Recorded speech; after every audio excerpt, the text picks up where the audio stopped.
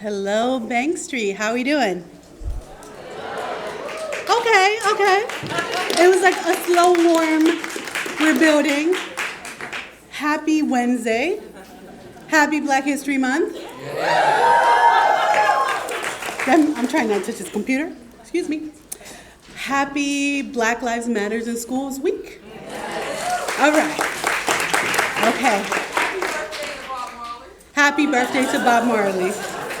That should have been first, girl. This is how you get set up, right? I should have said that first. So, I'm so happy to be here. My name is Gloria Rosario Wallace. I do not know this child, but I wish I did, because she's beautiful, right?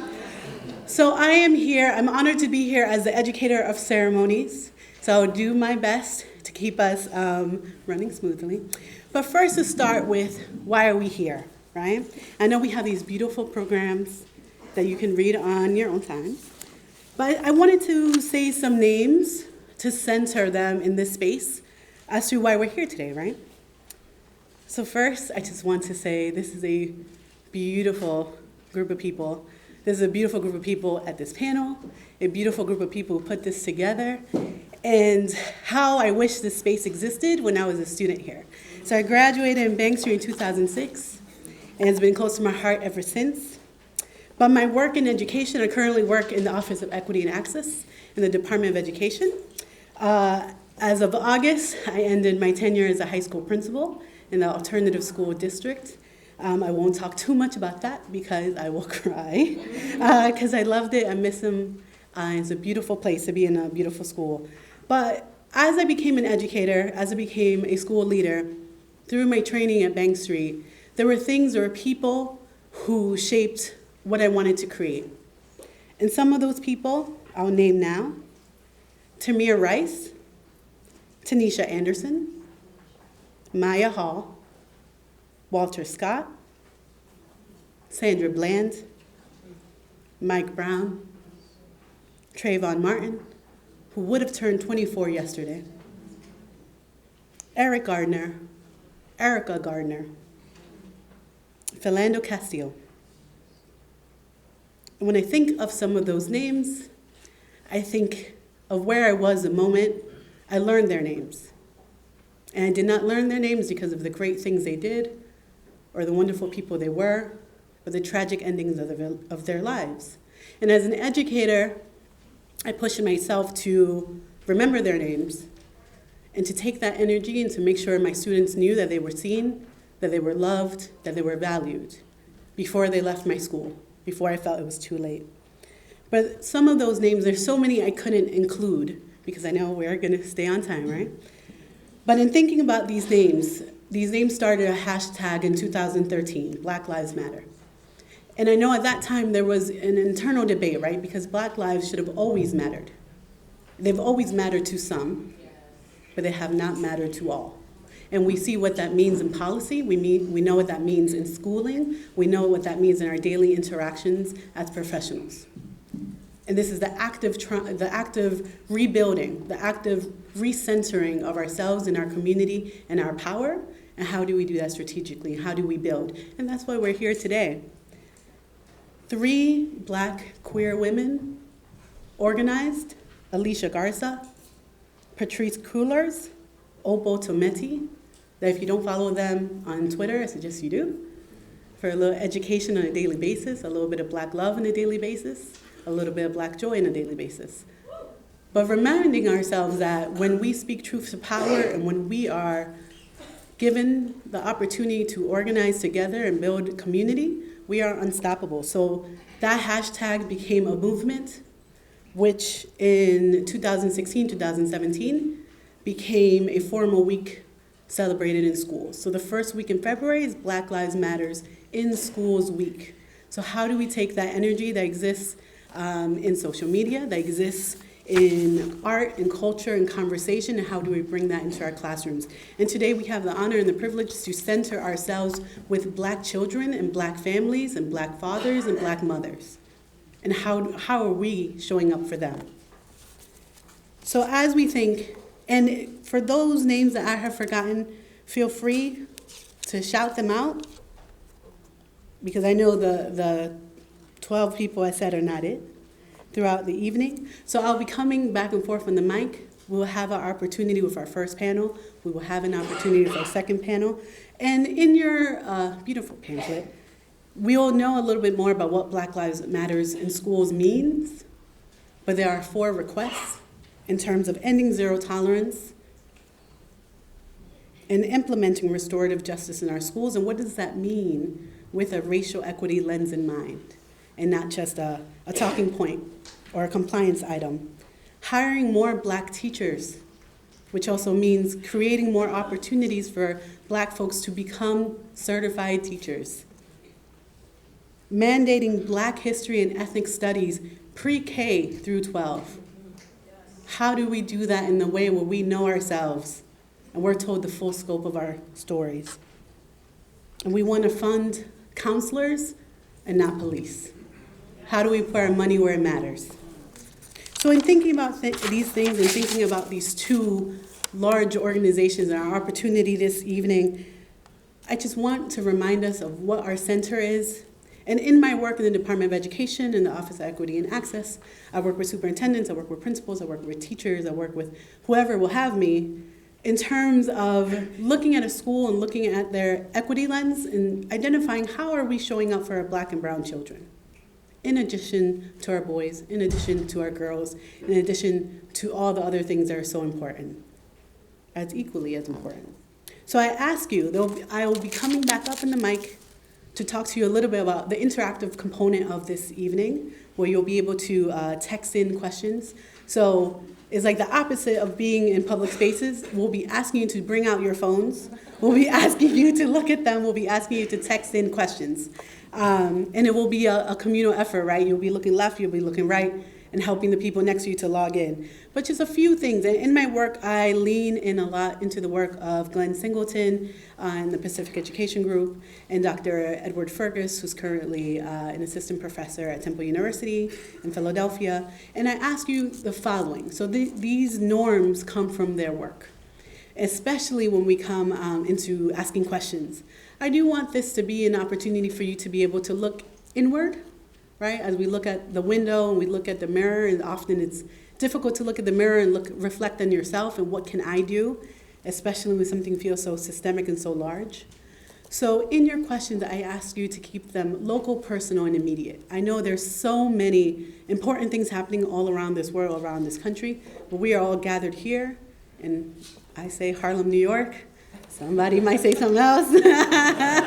In Harlem, to talk about this conversation, to center ourselves, center our Black children. So let's focus on the kids within our sphere of influence. And I know we do have people from all over. I also ask you to speak your truth. So I know when I was a student here, we often had conversations. We would try to bring them to our practical lived experiences, but sometimes the conditions were not created where we could speak our truth. So as you're staying engaged in this conversation, I ask you to lean into your discomfort. If you hear someone say something, you're like, I don't know too much about that. I want to know more about that. I say lean in with curiosity. Speak your truth of your lived experience. Thank you for the reminder. You may silence your phones as well. Thank you. I forgot about that. And just keep it to your experience, local, personal, and immediate. And I'll remind us of these norms as we move forward.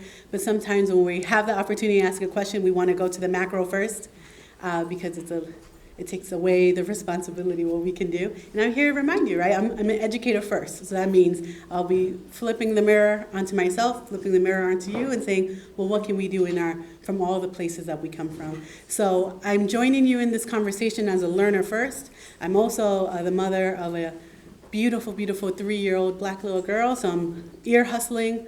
I'm thinking about pre-K. I'm thinking about her happiness, her sanity, her joyfulness, and I don't want that extinguished in a school, right? In the sake of schooling. I don't want to lose my child.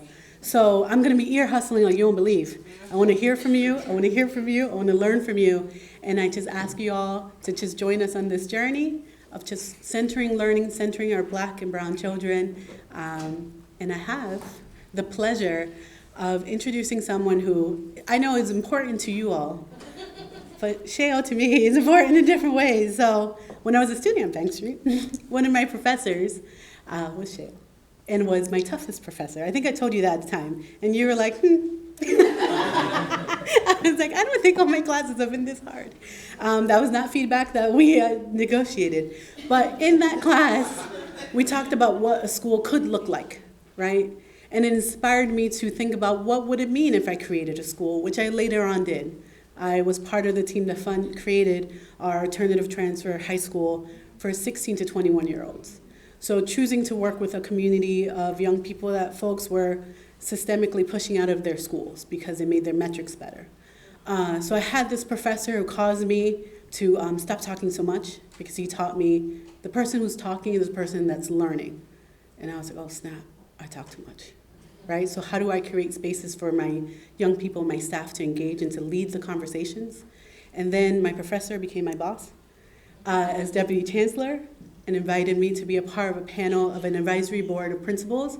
And I was like, wow, he really means what he says, right? I saw him as a professor where he pushed this democratic model of learning. And then as a principal, I experienced that where I was able to sit around a table with so many other leaders, learn from them, listen from them, and share the little bit that I had to share.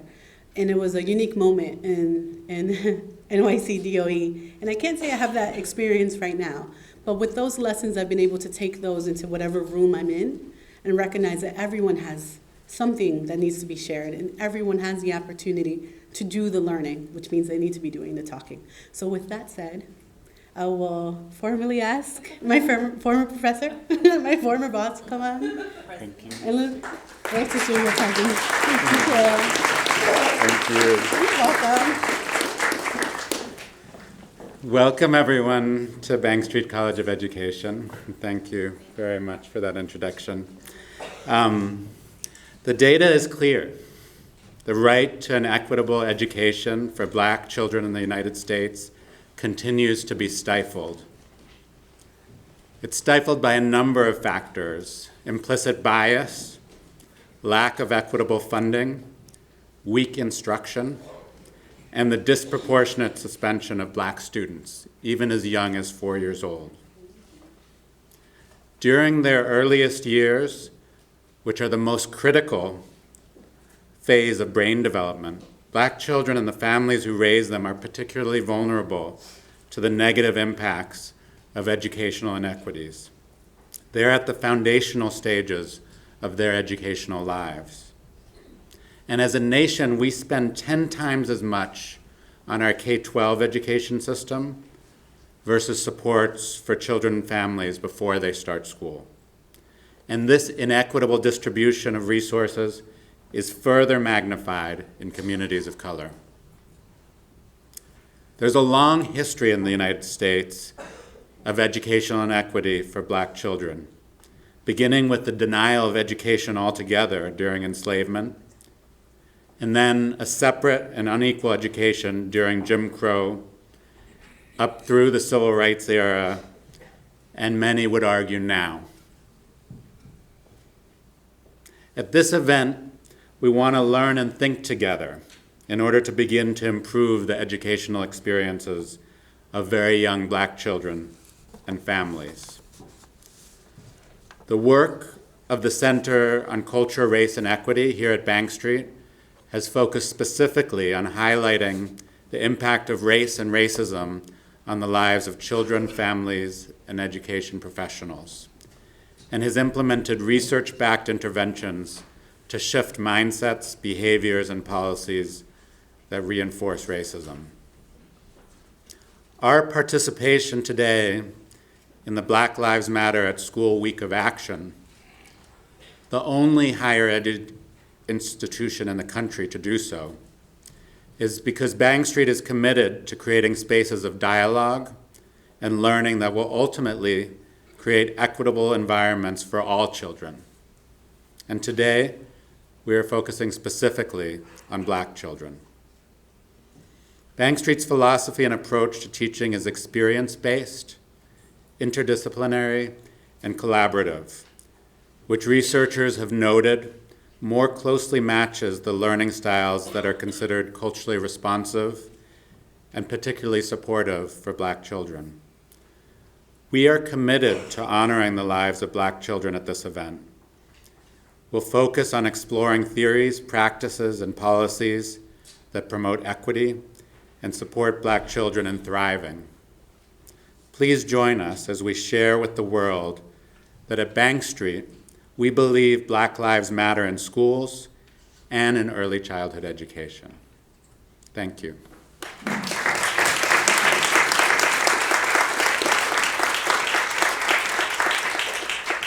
And now I'd like to introduce Takima Bunch-Smith. She is the person who made this all happen today.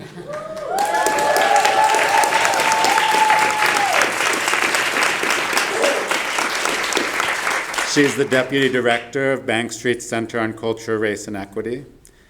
Before taking on this role, Takima worked as a preschool and elementary teacher and has served in various early childhood education and management positions. Takima holds a master's degree from Bank Street and from NYU School of Public Service. Thank you, Takima. Please join us.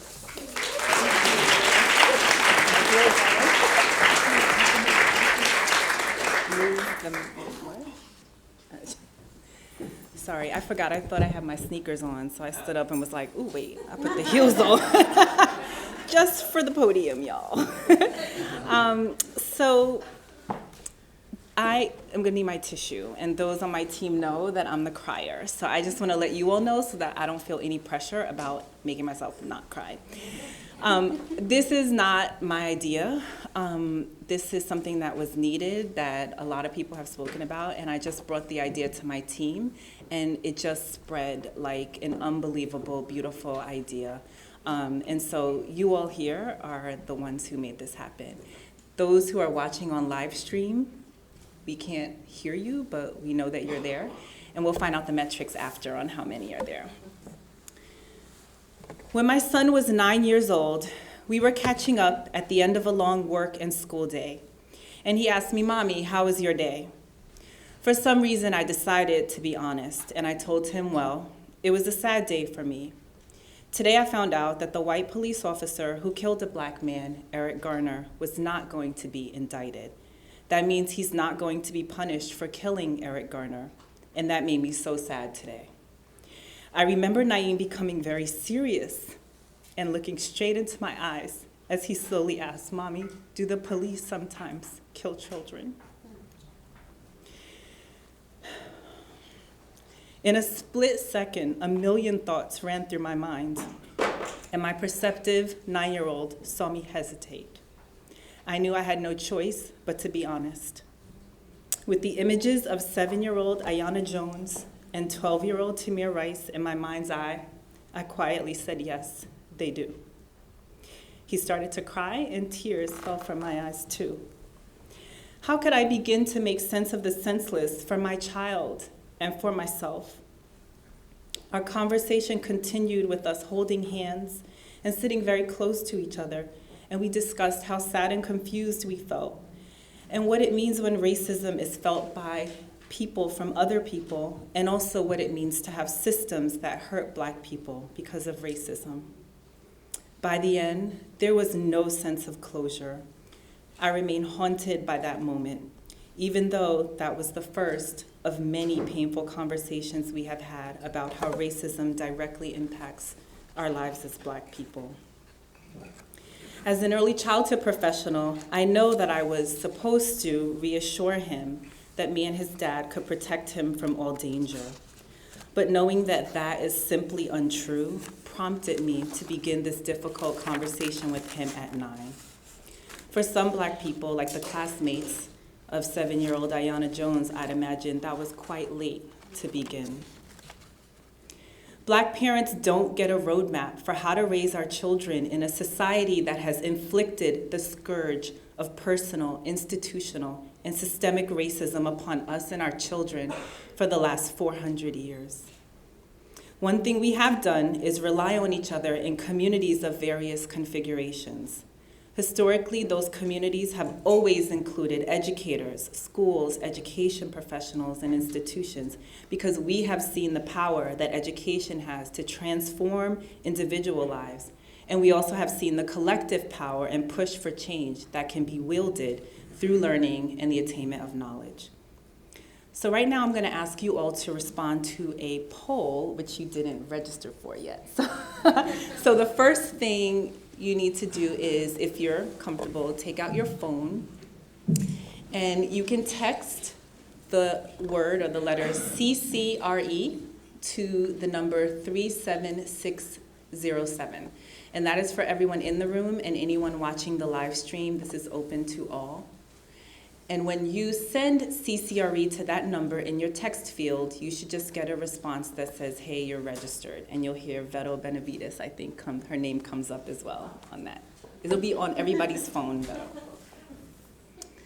So I can't really see so well, but maybe if you can start to hold up a hand when you get that registered so I can get a sense. Okay. Thank you. Okay. So here's the question coming up.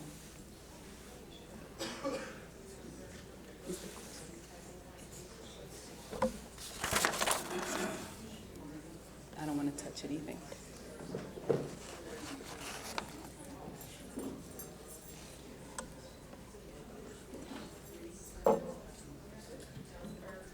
Okay. Thank you. It's up here as well, 37607. So the question is, you have to respond yes or no. I have had specific in-depth training on how to best support Black children from birth to 8 years old in educational spaces. So if you have, type the letter A in the text field to that number, and if you have not, text the letter B. And be clear, it's specific in depth. So if you did a 3-hour training or a 5-hour training, I'm not going to count that.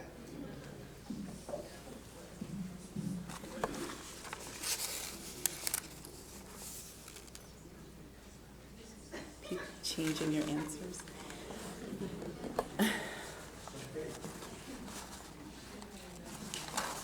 Okay. So as you can see, approximately 86% are saying no. You haven't had any specific in-depth training on how to best support Black children from birth to 8 years old.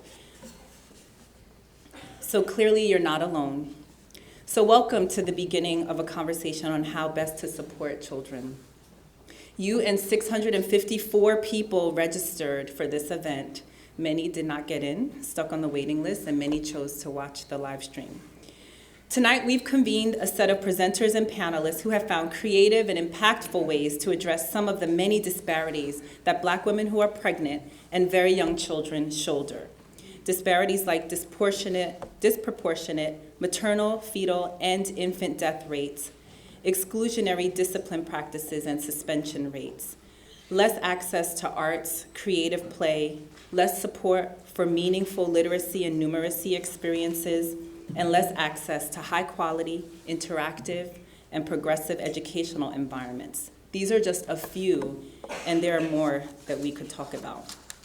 Our presenters, many of them Bank Street College graduates, have dedicated their lives and careers to supporting Black children in their early childhood years. They bear witness to the beauty and joy that Black babies, toddlers, preschoolers, and early elementary students embody when they are supported, reflected, and centered in their own educational experiences. Our presenters range from having 10 to 40 years of working directly and indirectly with Black children.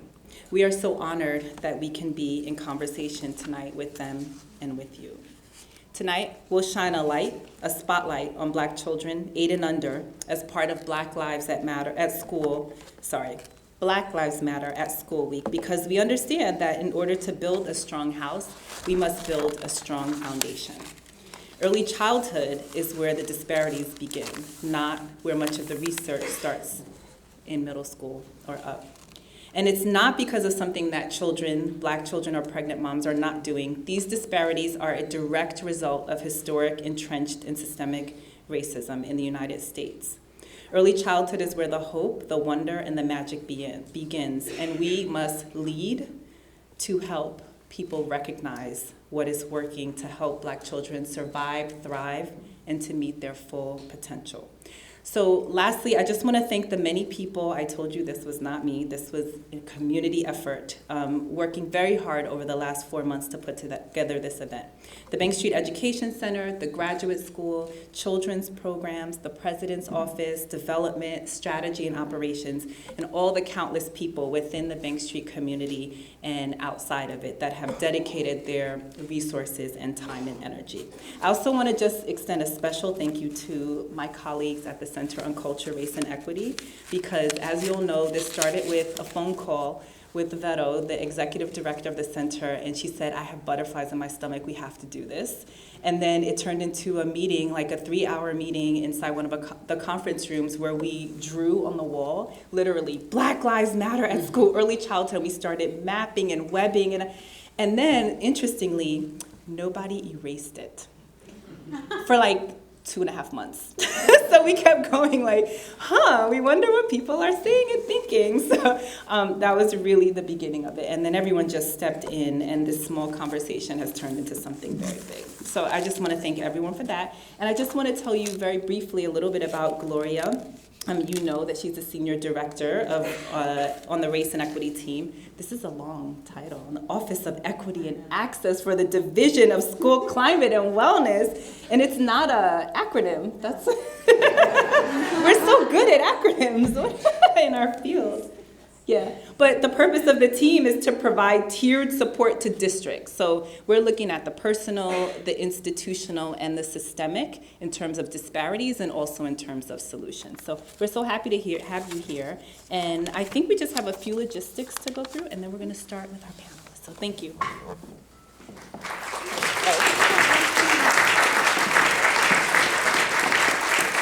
Thank you. So I know I don't want to stand in the way of our learning, but I do want to do a shout out for the poll everywhere. If you were unable to get in, if it was confusing, because sometimes I know I often have trouble. So as you texted, the number that you're texting is 37607. This is also the tool that we're using to get your questions while the panelists are speaking. So the next question that we'll be asking you is, what questions do you have for our fabulous panelists? So we won't be passing the mic around. That won't be an opportunity. So please send CCRE, register, CCRE, to this number. Oh, I like that, it just went up to 16%. And that way you'll be in the group, and when I give you the prompt, actually our fabulous moderator will be giving you the prompt, so you'll be able to text in your questions, right? And just a thought to that 15 and 16% of us in this room who have received this training, we're also leaning on you, right, to share your wisdom throughout the evening, whether it's when we're getting hors d'oeuvres, whether we have our break, or through your questions. So I will not stand in your way. So we're about to engage in an opportunity where each panelist will be able to do just a short presentation, and then there'll be a moderated conversation by our facilitator, Dr. Robin Hancock, who I'll talk about in a moment. And look at these beautiful pictures. I'm telling you. But how meaningful is it to see images of just happy Black children, right? And how rarely, unless you're explicit, for someone who's constantly creating presentations, I have to do some creative Google searches to find happy Black children, or just find a child playing in the playground, because of the imaging that we are bombarded with. But we'll have a moderated conversation, and then we'll do the prompt for your questions. So if you haven't joined us, please do. And those of you who are live streaming, please join. There's an opportunity to get your questions in as well. So I've had the pleasure of getting to know Robin through this process of planning and talking and envisioning and getting excited for this evening. But Dr. Robin Hancock joined Bank Street as a director of the Gutman Center for Early Care and Education in the fall of 2016. She's an early education specialist committed to community organizing and strengthening the work of other educators. And we'll be able to see that in action live and in action now. And just through my limited time, just engaging with you and hearing your thoughtful questions, your approach to this work today is just inspirational to me, and I'm eager to hear where our panelists who have been thinking about this evening as well and preparing for this evening as well, what they have in store for us. So With that in mind, and I do want to close with, in 2015, I always give a shout out to our doctors in the room. She completed her doctorate in curriculum and teaching with a concentration in early childhood education from Teachers College at Columbia University. So thank you. And now I will officially pass over. This is what we've been waiting for our first panel. And once this panel experience is concluded, we'll have a short break and we'll come back for our second panel. Thank you.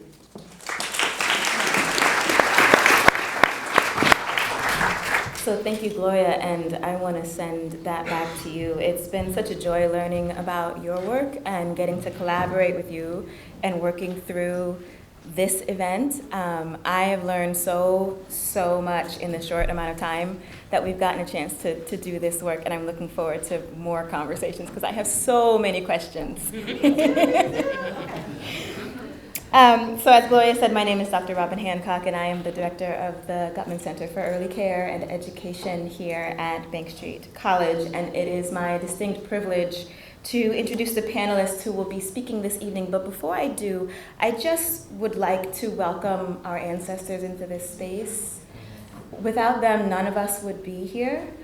So I just want to take a moment just to open the doors and welcome them in. Okay, so I'm going to get right to it and introduce these amazing panelists who you'll be hearing from in just a moment. Isoke Titilayo-Nia has been an educator for the past 38 years. She began her teaching life in independent schools for children of African descent, such as Uhuru Sasa and Zirikua. Later, she joined the New York City public school system as a literacy staff developer in Brooklyn's District 17, which prepared her for her position as director of research and development for the Teachers College Reading and Writing Project. In September of 2001, Isoke founded All Right Literacy Consultants. I love that. And as its director, she travels throughout the United States and as far as Senegal to teach, learn, and share that learning with other caretakers of young children and literacy instructors. Isoke serves in several traditional African organizations and finds time to write poetry, prayer, and short stories.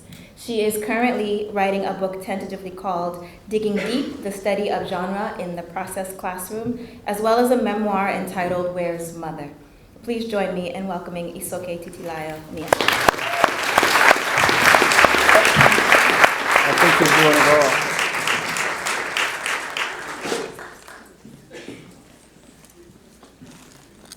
So it's very hard to be on a panel, look around and discover, I think I'm the oldest one on the panel.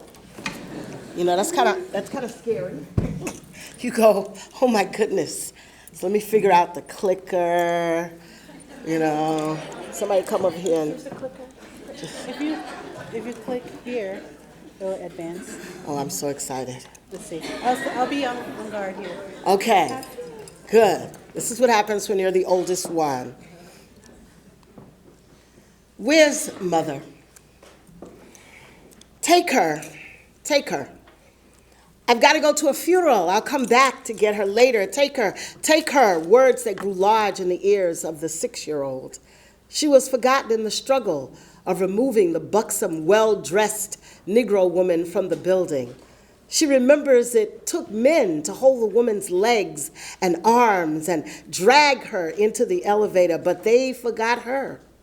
The little girl in the shuffle left her sitting on a bench, quiet and wide-eyed. She could still hear the screaming. Even when the elevator door closed, it was probably on the first floor, she could still hear the screaming. She didn't know that it was time to cry. She'd never see Arnett Evans. And this thrashing, wild-eyed image was the one that she was to hold in her mind for the rest of her life. She sat still and didn't cry or scream herself. They noticed her, finally. It was after 6. She was too black, they said. She wasn't going home with them, they said. She sat still and black on that bench until she disappeared. She wasn't seen or loved or valued. And that's me. And I don't have a picture to show you of me at the age of 6, because there were no pictures of me at the age of 6. No one took pictures of me. I was too black. I wanted 2 things as a child. I grew up with foster parents who didn't think either of them were important. One of them you can see is a red bike. Never learned to ride a bike, still can't ride a bike. And the other thing I wanted was books. I always wanted books because I discovered that inside, I have no idea what just happened. Inside books, there were people that were also black, that looked like me. See, this is why you don't give me a clicker. That looked a lot like me. And I could imagine that someone thought they were important enough to be in a book. And when I became an educator, all I could think about was books, okay? I knew that literacy for me was what was most important. I actually went to school for math and was going to be a math educator. And somehow I just couldn't find enough pictures of people that looked like me, and so I switched to literacy. Okay? And if you look at those 2 children in that picture, what you're going to notice is that those 2 children are in a book. That's my favorite picture. I should have just taken that picture and showed it to you. Nothing else is important. And so I decided that today I would make this talk simple and short, and it would just be about books. Okay, it wouldn't be about anything else. Ever since Kenneth and Marie Clark conducted their experiments in the early 1940s, we are still looking at children who look at themselves, black children, and don't see beauty, and don't see themselves, okay? I didn't see myself. I was taken to a Catholic private home after that day, and the story beyond that, I guess you'll hear it when I finish the book, okay? But I didn't see me, and I realized as I grew beyond 6 that other people didn't see me. And I realized when I entered the public school system and the private school system and the independent school system that what I was finding in the classroom were books where children could not find themselves culturally. They just couldn't seem to locate that identity that I knew that they needed. That the parents' efforts to teach their children about their family culture wasn't there. It wasn't visible. You didn't have to be extra smart. You didn't need a degree. You just needed to spend some time at a good bookstore. Because as the children grew older, the books got better. I had to dig for books for my children. My children are old. Okay? This is all about being old. Okay? One of the first things you learn when you're going to do some of the education that most of us in this room, 85% have never spent a deep, long, in-depth time studying about children and how they develop and how they learn, especially African American children, brown children. I was shocked when I heard that number. I was dismayed, and I almost cried again. Because I cried this morning. My son, at 12:55 yesterday, had his first son. And so that is my 6th grandchild, my 3rd grandson, and I worry like you worry about their lives and what am I bringing them into. But even as sick as I am, I had to go see the baby with the mask and the whole bit. He's absolutely gorgeous. And I want to make sure that he goes somewhere where people understand what and why cultural importance has to exist. And I only want to talk about books. So I brought just a few books to share with you, and I'm not going to share whole books. I could stay here and do that. Personally, I just think I need a little chair over there, a rocking chair, perhaps, a shawl, and then I can just talk about those books. So I'm going to show you, just a couple of words. You see, I don't go anywhere without books. Everybody knows it. Okay? I don't go anywhere. This is a brand new book by Jacqueline Woodson, and I'm going to read you just a bit because they told me you have about a minute left, lady. And I only want you to hear a drop of it, and then I'm going to share one of my favorites. It's called The Day You Begin. I can't wait to read this to my grandson. There will be times when you walk into a room and no one there is quite like you. Wow. Isn't that an amazing line? I'm not even going to read anymore. I'm going to go straight to a book that I absolutely love. You should know that I bought this book because of a word that I had never seen before in my entire life, and I've been black the whole time. It's called Hot City. It's by Barbara Jose. And when I opened it up and started reading, first of all, I opened from the back when I first opened it in the store, and I saw a little girl looking like a princess. They told me I couldn't be a princess. And then I looked at it and it said, me and Joe on the front porch steps, cement steps, hot as a fry pan sizzling, and my own sweet self, that's what's cooking. Hey, Mimi, says Joe. He's my little brother. What you want to do? Nothing, I say. Nothing, he says. And here's the word. Uh-huh. But Joe can't do nothing. Oh, no. He's got jumps in his skin. Hey, Mimi, says Joe. Let us spy on the blah, blah ladies. Nuh-uh. I say. Have you ever seen the word nuh-uh? Every child I read it to. Okay? Every single child. So I can't share all the books I brought. I never can.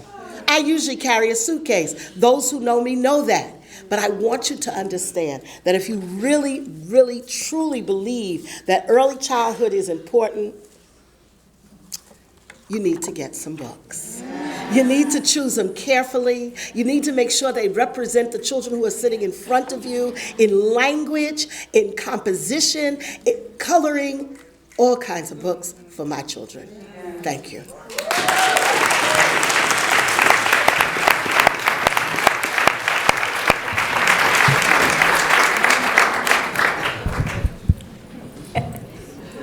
Thank you, Ms. Nia. You're welcome. Anthony Tucker, who is a 2018 graduate of Bank Street College, is an author and public school pre-K assistant principal who teaches and writes in the South Bronx. His first book, A Rocky Start, won the 2017 Purple Dragonfly Book Award and was a finalist for the 2018 International Book Award. His second book, Tied In, was just released. Through his work as an educator, as well as a former high school basketball and volleyball coach, Anthony encourages students from under-resourced neighborhoods to pursue their education with passion, commitment, and a higher sense of self-confidence. I'd like to welcome Anthony Tucker next. Thank you.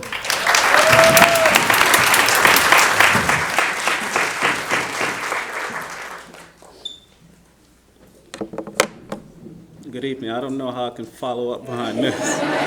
I'll try. So I'm an assistant principal of a pre-K center in the South Bronx called Learning Through Play Pre-K. Not only am I the assistant principal, I am also a guidance counselor, therapist, school nurse, a crisis intervention specialist, mainly for the adults though.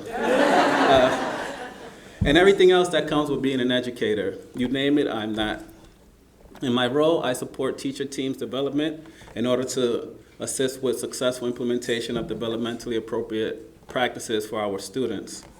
Thinking back to a time when I can remember, labeling was pervasive in education and in our society in general. He's too hyperactive, she's too aggressive, and other negative descriptors like that. All of these things affected my ability to apply myself, as I'm sure it's affecting many children to this day. Now, if you take that and you stack it atop of all the adverse things that black children are going through, you begin to break them. And that's the last thing that they need, is for a system to neglect them, even after they've already felt what it feels like to be neglected. So for instance, in my household, my father wasn't around for whatever reason. My mother addicted to drugs. The list can go on, but essentially, we feel the same neglect that society has placed on our parents. So what are we now seeking? Reassurance, acceptance, value. You know, I felt that same neglect and abandonment from a school system, so much so that I was forced to drop out because I couldn't bear it any longer. I couldn't bear it any longer, so I dropped out. But, however, that has compelled me to pursue this career so I can be an advocate, a mentor, a school nurse, a therapist, and all of the other things that come with being an educator for these children so that they won't ever feel that same neglect from a school system, myself, or any of my colleagues. So inside of my school, what I'm doing in order to engage and empower families is opening our doors to invite more males to take part in school activities and be a part of our school environment. So with initiatives such as, thank you. So with initiatives such as Dad's Read, Art with Dad, and other activities that I've incorporated in school, I'm seeking to tackle the idea that males aren't involved at this level, because statistically they aren't. But research has shown that a strong male role model can change the perception in which society views males at this level, which can result in a more successful and stable academic career for our students. Not only that, but outside of school, what I've done in order to promote and engage and empower my community is creating initiatives such as Kicks and Books, where I partner up with sneaker stores and I place child-friendly books shelves inside of these sneaker stores, encouraging the community to read. I've also done things such as Playground Library, where I visit and place book stations inside of NYCHA developments or housing projects. So these things that I'm doing is trying to combat the idea that, you know, we're not readers, but we have to expose and promote reading to our neglected communities. Not only that, but reading at different community events has also been a huge factor in what I do, because I get to show students of color that there is a Black author out there. Because I know for me, when I was younger, I have never been visited by a Black author inside of school or outside of school. And I think that it's important for us to start early and expose children to the love of reading and the joy of learning. Thank you. This is why focusing on early childhood is so important, because just like Shell said, a child's brain develops to 85% of its capacity by age 3. But just imagine if that brain is not being nurtured properly. We begin to see the negative results instantly. You know, lack of social, emotional, and cognitive skills. And later, lack of reading and writing skills. And even later, dropping out and the possibility of incarceration increases. So, I challenge you to think about what you're going to do differently that's going to have a positive impact on Black children. Because what we do today will and can essentially affect who and what they become in the future. Thank you.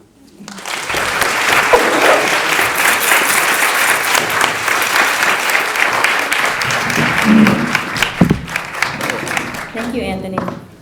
Our next panelist, David A. Jones, is a licensed social worker, author, and filmmaker whose recent film, Fathering Me, The Long Walk Home, explores the path many men take in the absence of biological fathers or positive male role models.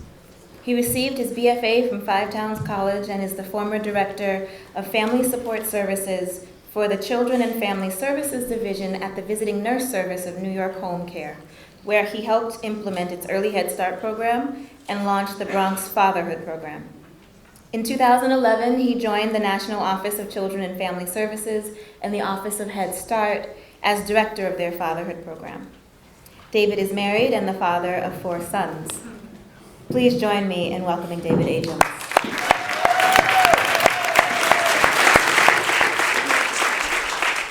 Thank you. So I hope that this is going to be the first of a number of conversations that's focused on Black children learning, resulting in reforms with respect to how we respond to, support, and view Black children in their efforts to fully participate in the educational experience in America. Coming from a history of people that's been forced into servitude, it's easy to be amazed at the accomplishments of Black children. It is important to remember it was in Black schools where administrators and teachers invested every ounce of grit and tenacity they could muster to ensure that our Black children were going to be prepared, not just for education, but for life in society that did not view them as worthy. These early educators believed in our Black children when the children did not have a reason to believe in themselves. I say it is America's debt to invest in a meaningful educational experience so that Black children can learn and prepare to be contributing members of society. After all, our children will inherit this world together. And we must not forget the intentional separation of Black men from families, which caused them to live a schizophrenic lifestyle, according to E. Franklin Frazier, or rendered them incapable of shedding the psychological residuals of slavery. But in the time that I have with you today, I want to tell you a story about a Black child, a boy who was born into a single-parent family who struggled in the educational system here in New York, a boy that was on a first-name basis with the principal when he was in the 4th grade. Threatened with in and out of school suspensions, a boy who read so poorly that he was pulled out of his class a couple of times a day for supplemental compensatory instruction. The same boy hardly ever saw or engaged with his biological father, and at the age of 10, he lost his mother to leukemia. What was interesting was that while this child struggled in the educational system, his mother was, I'm told, a brilliant student. Born and raised in Georgia, attending a one-room Black school, she would miss days helping out in the fields, taking care of her younger siblings, and yet she would return, ace her exams, walking away at the end of the term with straight A's. She dropped out of school, married early, had children, and fled a domestic abuse situation, which is what brought her to New York. Now, I'm not sure how many of you are familiar with the ACEs study. However, it's easy to begin to count the number of ACEs experiences this young Black child suffered prior to his 12th birthday. What do you think the trajectory was for this young man? And what is the trajectory for other families attempting to escape the stifling effects of poverty? Dr. Walter Gilliam from the Yale University Child Study Center conducted research on 3- and 4-year-old children who were expelled from publicly funded schools. And we know that essentially the report indicated a higher percentage of children being put out of schools were African Americans, and that among the African Americans put out, 91% were boys. Numerous studies have shown that low-income minority children show deficits in areas such as receptive language abilities and vocabulary, mainly as a function of the economic hardship experienced by their families. However, recent studies demonstrate overall minority children show strengths in at least 2 domains of development: social competence and language. Low-income ethnic minority children exhibit high levels of self-regulation and other social and emotional skills, which may promote school readiness and later academic success. When parents teach their children about their family's cultural background, they identify with their culture's norms, values, beliefs, practices, and rituals, which offer protective benefits in the form of higher self-esteem, a sense of belonging, and a positive outlook that actually protects them from the negative effects of discrimination and prejudice. We must stop turning our children over to an educational system that refuses to acknowledge their unique social and cultural experience. James Baldwin shared, "I am what time, circumstance, and history have made of me. Certainly, but I am also much more than that, and so are we all. Ironically, that black boy did not become a statistic. Enveloped by a family of grandparents, aunts, and uncles, he was given love and grounding and structure, which resulted in his understanding the importance of not ever embarrassing the family. He went on.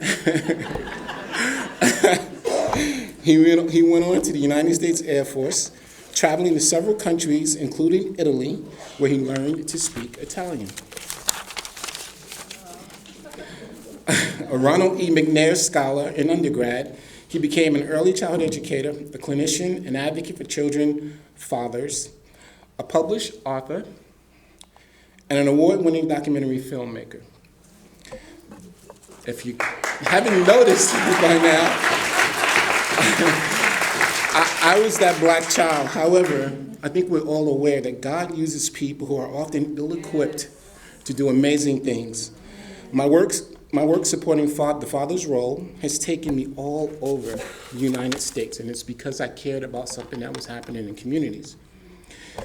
Helping men position themselves within their families is grounded not only in my experience, but in the notion that men do not receive the same preparation for parenthood as women. In the best case scenario, their experience during the prenatal period is vicarious at best.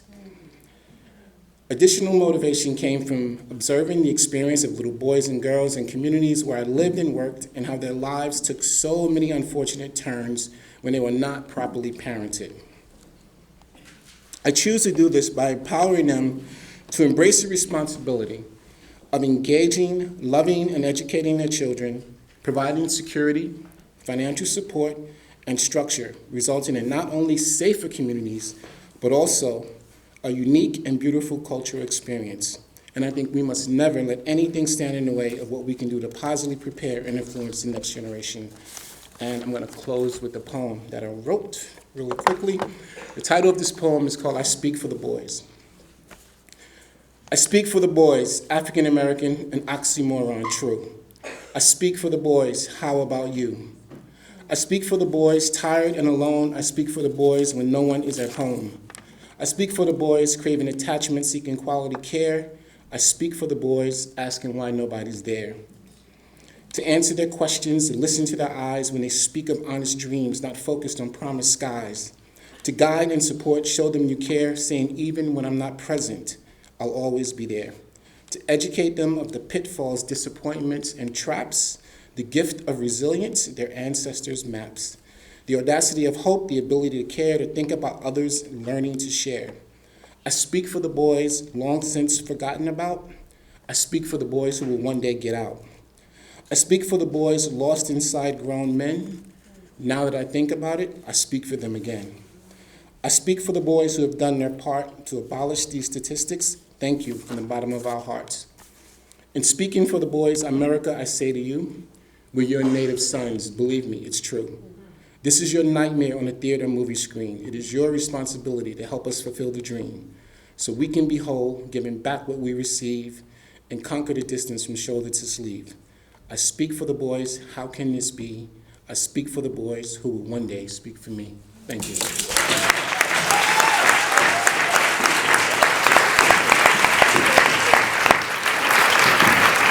Thank you, David.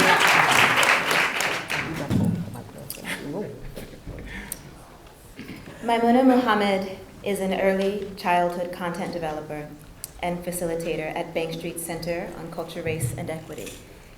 Before immigrating to the United States, she taught in Nigeria for several years.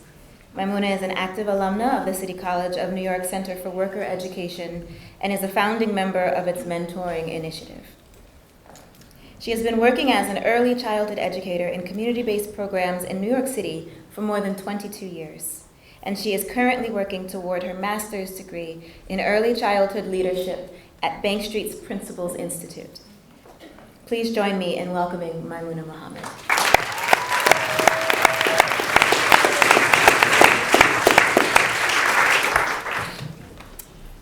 So,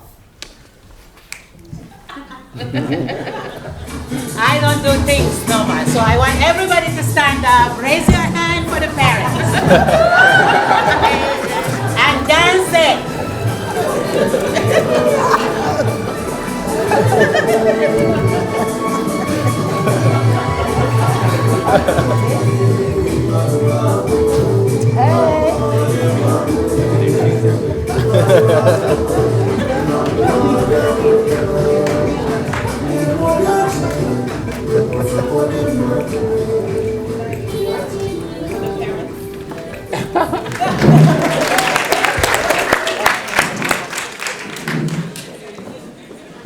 So, today I took off the hat of being an educator. I'm a parent.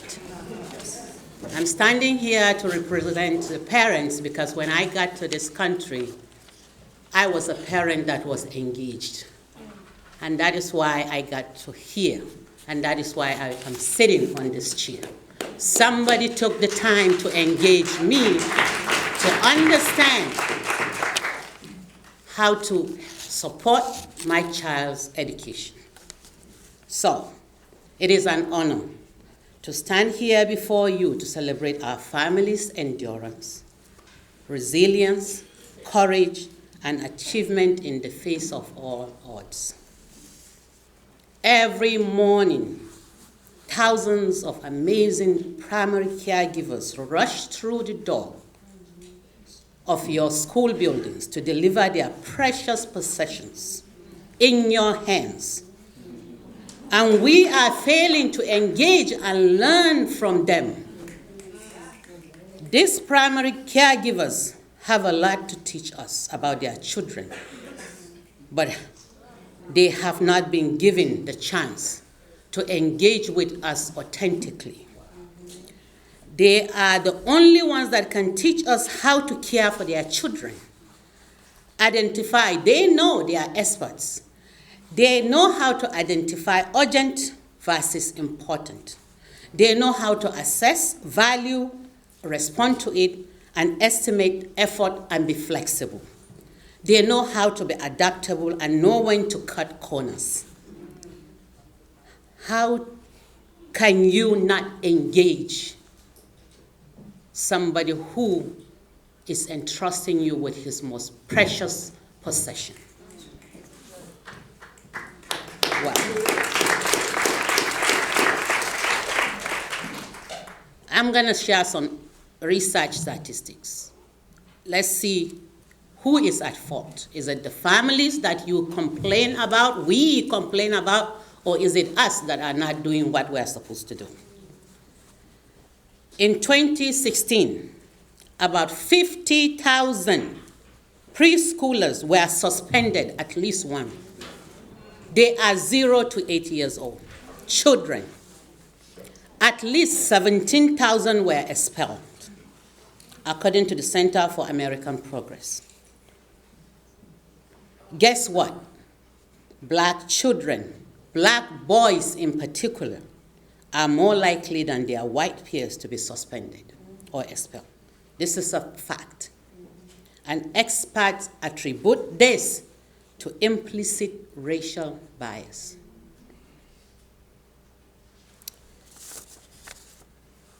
In my opinion,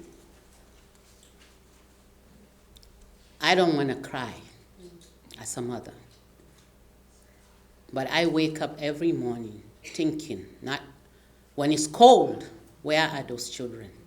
When it's raining, what is happening? So, I'm going to say it to you all. I have written so much. I don't even know where to start. I keep changing my speech every day at home. I have tons of papers in front of me. I don't even know what to read anymore. So, I say, in the long run, we need to create family-child engagement incentives that will allow families of early childhood age children to spend some time, some few hours in school with their children. We have to find ways to design and advocate for reduced work hours for parents of children of 0 to 8. This will support their capacity to spend time and learn along with us. Today, you have the privilege of standing on the balcony. You have been on the dance floor for a very long time. So we are here to tell you, standing on the balcony right now, Start reflecting on your own practices and your own personal biases. Right now in our communities, every day, our children's lives are impacted not only by traumatic home and strict experiences. Our failing school system is exhibiting symptoms of a larger problem that urgently needed to be addressed. Our schools are underfunded, overburdened. Our families are even more overburdened by complex requirements that are structured around privileged thinking. So, I will ask you again to stand up one more time and raise your hand. Dance with me and celebrate our families.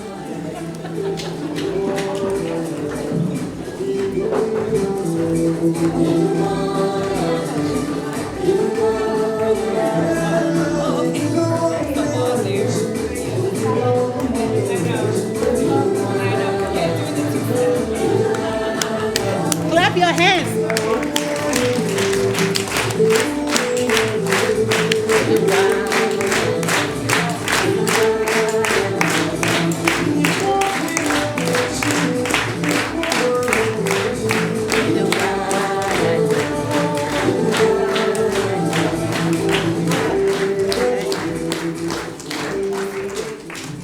Thank you.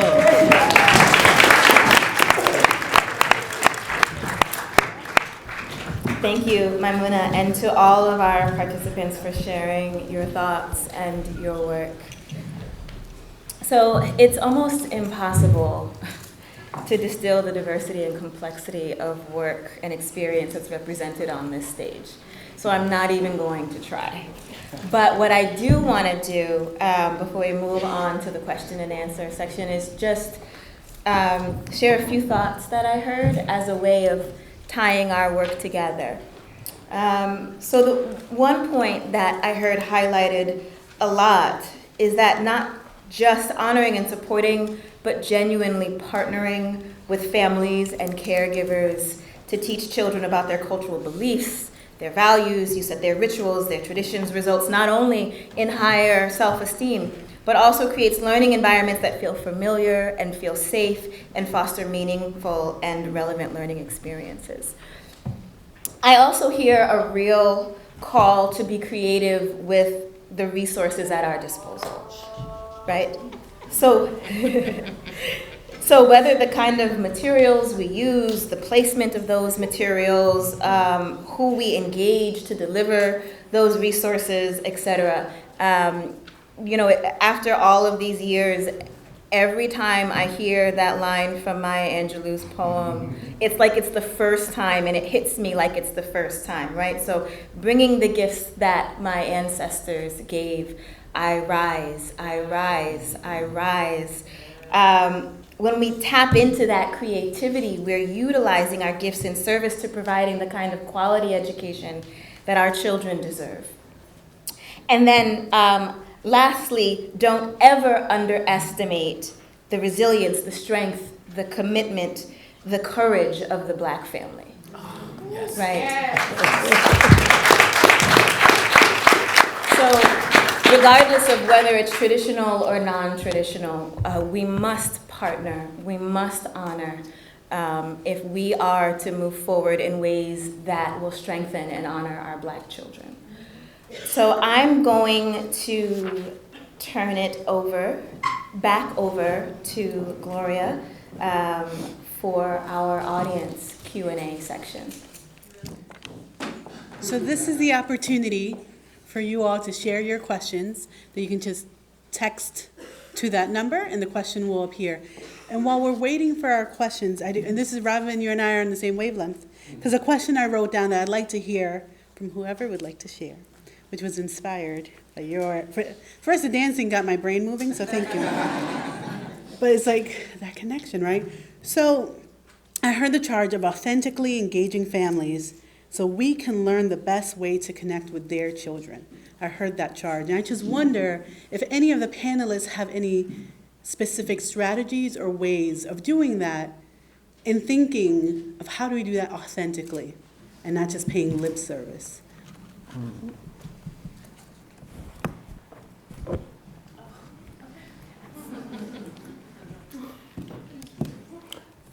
I can take a stab at it and we'll get started. So in my role when I was director of the Early Head Start program, I think the best thing that could have happened for us is that we were, our target population were adolescent parents. And it's a delicate dance to sort of have conversations with someone who society has written off and disempowered in so many ways, and try to get them to sort of take ownership for their children, to embrace all the complexities and responsibilities that come with being a parent. And so Head Start has a mantra, well, the early childhood field has a mantra that the parent is a child's most important teacher. Well, how do you convey that to an adolescent who's being told on a daily basis by their mother and conceivably the grandmother, great-grandmother, that they have no formal authority in the household, but they have all the responsibility for this young baby. So our staff, we were really forced to be very, very thoughtful about being respectful on a very basic level, being respectful and positioning ourselves as learners so we can understand what was important for them as we partner with them to educate their children. I guess I have to think back to my independent school days, where one of the duties we had, along with the other 9,000, was to visit the parents' home. And it was fine when I was in the independent school, but when I moved to the public school system, that was not a norm. And the first time I heard the words coming out of my mouth, well, I'm just gonna have to come to your house and see your mom and talk to your auntie. I actually didn't believe it myself, and the kids laughed at me. They thought it was a joke until I actually rang their bell. I decided I would do this. I didn't have to go to everyone's house. I just had to go to someone's house. And so they looked out the window, and I remember it was on Franklin Avenue between Park and Sterling, okay, in Brooklyn. And a little girl looked out the window, and she said, "It's Miss Nia," in the loudest whisper ever. And then her mother looked out the window, and they let me in. And I had the most engaging conversation with a parent that was up close, that was personal. And that parent, who had never, ever responded to a letter, a note, a phone call, became one of my largest advocates. And I made pulling myself to them instead of asking them to come to me a part of what we did. I was told by my principal, we can't be responsible for you because that's dangerous. But I also made myself known on Franklin Avenue. So as I walked up and down Franklin Avenue, you would hear kids and see little heads popping out the window. It's Nia. I wonder whose house she's going to. Okay? I think to engage parents, you have to know, I was a single parent for a while. I've been in and out of a few marriages. Okay, so to engage parents, you have to engage them. You have to sometimes go to their home. And when they offer you, a glass of orange soda, take it and let them know that I'm really sort of kind of just like you. And I'm not this strange person. And from that point on, my parents knew that I loved them and I loved their children. And it was hard work, but it was worth it. I think authentic ways to engage are the same ways we use when we're trying to make a friend. Yeah, thank you.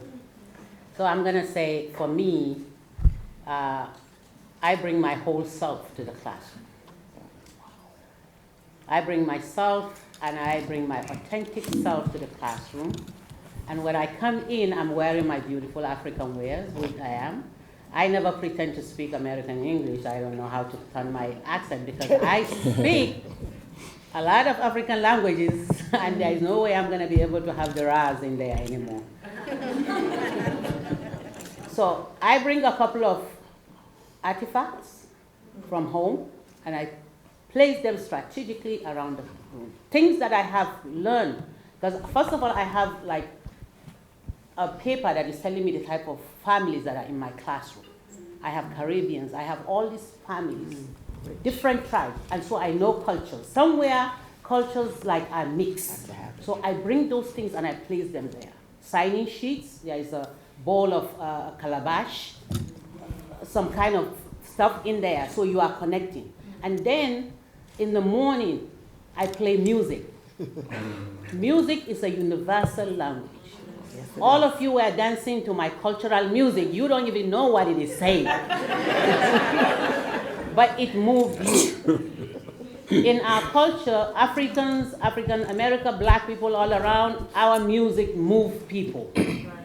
So play traditional music in your classroom. Parents will start smiling because somebody will recognize, whoa, you are human. Have their children wear traditional clothes. I had African clothes for kids in the classroom, and the parents, they love watching me. I go like, Miss Mommy, are we dancing African dance? And I'll teach them how to dance. That started keeping my parents, they start coming. I didn't have to go into the formality of being the very educated Miss Mohammed. No, I became a culturally responsive educator who is using the family's funds of knowledge to get them into my classroom.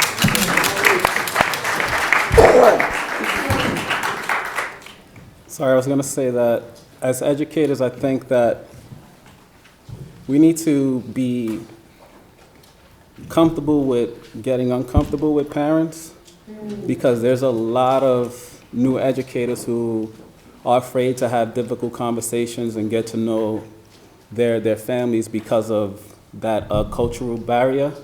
But I think if you start by identifying change that needs to happen and think about black children in the process, I think that would definitely open up people's mind to being more comfortable with having disengagement with families.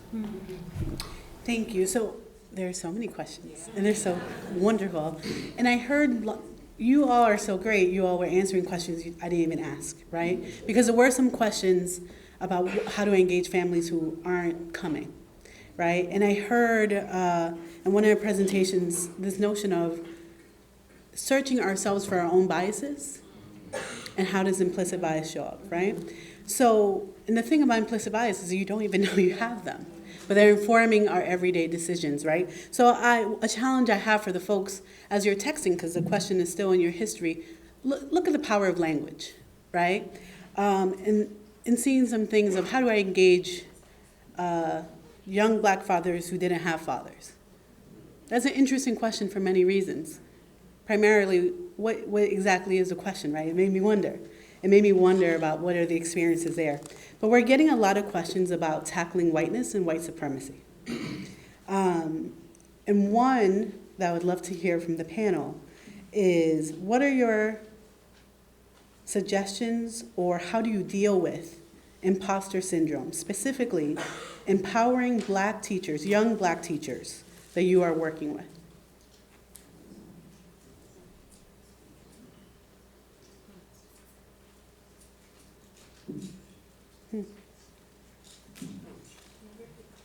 Sorry, I'll repeat the question. So the questioner was wondering about imposter syndrome and how it shows up with young black teachers. And how does that show up in the work you do, and what do you do to empower young, and I would just say young black people who are working with youth? What are some strategies you use to empower them in their role with young people? Most of my work for maybe the last 15 to 20 years has been around assisting teachers in their classrooms with their children, okay? This whole idea of staff development and someone coming in and helping you do what you're trying to do better than you're doing it. And what I've learned from that, especially with my African American teachers, and lately a large number of teachers from the Caribbean, is that teachers teach better when they feel smart.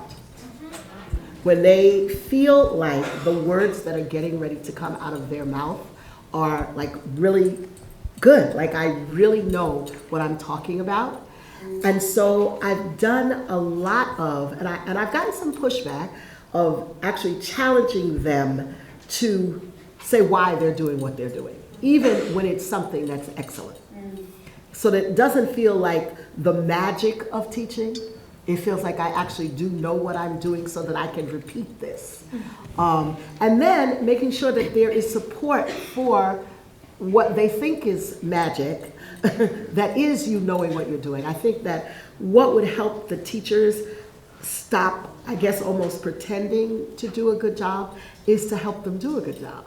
That someone, when they leave school, I mean, even just though my concentration predominantly is literacy, so many of my teachers leave school, come out of school, usually not here and a couple of other really good places, not knowing a single book. Like when I ask them, what book are you going to read to your 5-year-olds tomorrow? The answer to that question is a book that's so old until I'm astounded that you even thought that book should be read, and has absolutely nothing to do with strengthening the image that the children have of themselves, that they're growing and making of themselves.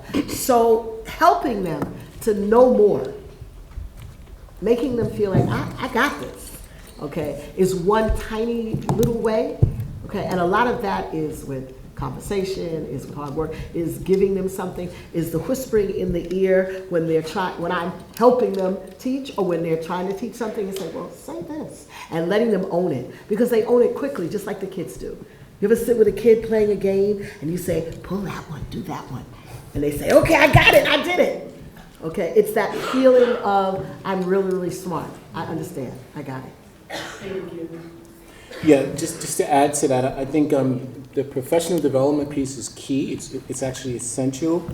There needs to be a coaching and mentoring element to that. And to Anthony's earlier point, this work is essential, and it's not for everyone. Mm-hmm. The minute someone loses sight of the fact that they're there for children and families, they might need to consider doing something else.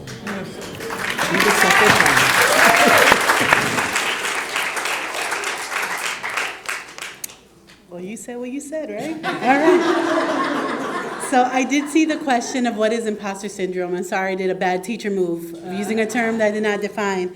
But that's referring to Dr. Pauline Clance and Dr. Suzanne Ames's theory of where your internalized fear of being found out as a fraud, right? So if one of our aims through Black Lives Matters in Schools Week is hiring more black teachers, but they're not sustaining, they're not staying, they're not getting tenured, they're not thriving, what is the role in there? I do want to bring in, thank you for that. There's been there's so many interesting questions. One of the questions I wanted to bring to the panel is, and I am, remember, we're centering Black children, so there have been some questions about how do you do this in a racially mixed classroom, and how do we do this with white children. So I'm not ignoring you, but I'm trying to bring the focus back in centering our Black children. But the question about how do we engage in this work with staff who may be colorblind? That I don't see color. We're all one human race. Here's a Coca-Cola.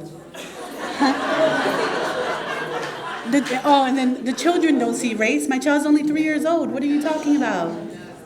Right, and we heard it, right? So what do we do with that, panel?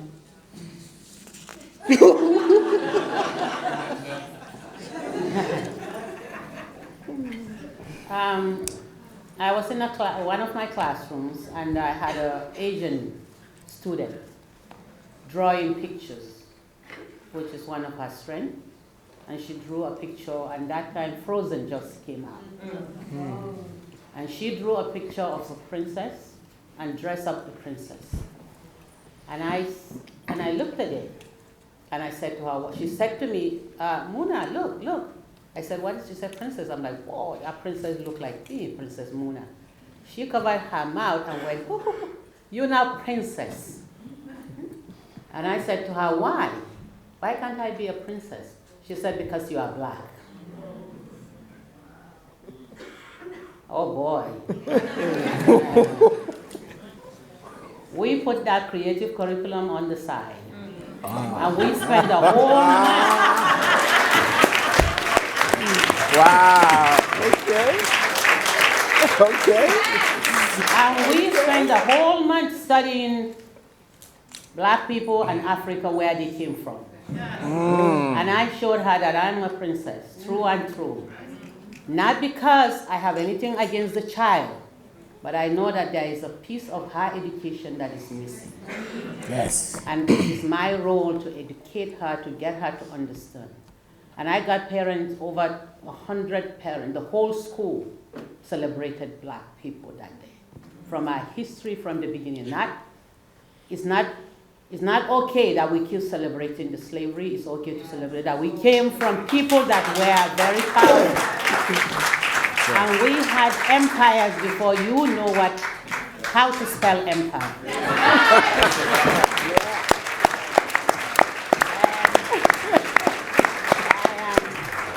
I am also going to say that something that is a fact is that when we are talking about teachers, we have to think that our Black community has suffered so much trauma. And it's not only about imposter syndrome. There's something missing that needed to be cured. Because a survey found that one in every 4 staff member at a federally funded Head Start center have clinically sufficient level of depression. What are we doing to address mental health issues of our teachers? Yes. It is not our children that are the problem. Some of us are the issues. Yes. And we need to cure that before we can come out to help our children. I just want to add on. I just want to say that we have to recognize the importance of cultural experiences that Black children bring to our classrooms every day. Because in my experience, I felt devalued throughout my entire academic career up until the time I dropped out. So if someone had taken a chance to highlight the rich history that I bring with myself into the classroom, highlighted that, made sure that I took pride in it and I was proud of it, I think that a lot of our children would lead a better life and feel like they have value going into so many different things and not being afraid to get their feet wet. You know, a lot of us feel inadequate. Even as an adult, I struggle with deciding to speak on a panel. When they asked me to join, I was like, wait, I can't do this. Even though I'm an educator, I speak to a small group of people, but a large group, nah, I want to take a step back, because that was my own experience with dealing with how I value myself, feeling that I can't speak out in front of groups of people, but I'm glad that I was given the opportunity. So it's important for us to recognize those cultural experiences. Add something to that, because in one of my other identities, I teach at Toro College.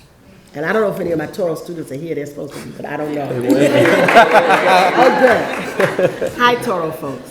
So last semester, I taught a course, early childhood course. That's what I teach, early childhood. And the course was about the communication between parents and school. And it was so interesting when we got to that exact page in the book where it said, it's okay if, you should be the teacher who doesn't see color. The book that was a quote from a teacher. And all of them got that question wrong. Because they said, yes, that's right, I don't see color. It's right if I treat everybody exactly the same. We do exactly the same. All the time it's the same, because I don't see color. And they were astonished both at what the book said, and I'm glad the book said it and it wasn't just me, okay? But they were astonished, and it took a lengthy conversation. We did not finish what was planned for that day, for the people in the room who come from the privileged group, okay? They were not Black. We had a few Black people in the room, but not all the students. It's at the Manhattan campus, like in a mix.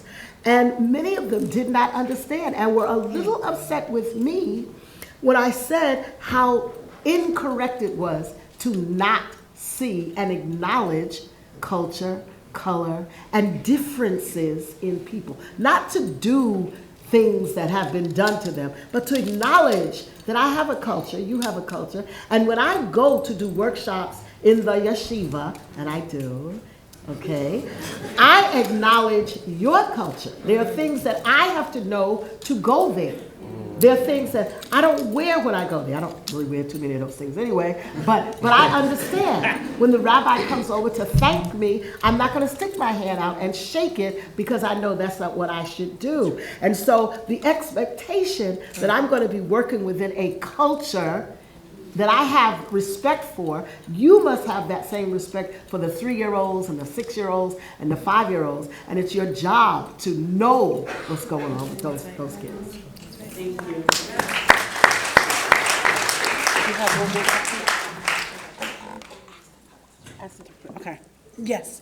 So this is going to be our last question, and I'm kind of shoving 3 things in once because I taught public school for a long time. I'll make it work in the time we have.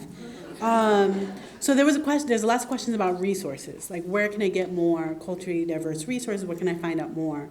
I'm always curious. Like I saw your stack of books. I heard you putting books all over the community. Like what are the resources you all need? So this is also a request. So if there's a Cash App, there's a PayPal link that you'd like to share out to fund your endeavors in the community, please share that out to the worldwide media. But there's been also, so that's a question, right? Folks have questions about resources. There's a very large question from educators and administrators that this is not a mandate. This is not in the curriculum. How do I make space for this in my school who may not be aligned with my way of thinking because this is not a mandate? Right? There was like a few, I put a couple questions in one. So how do I do that?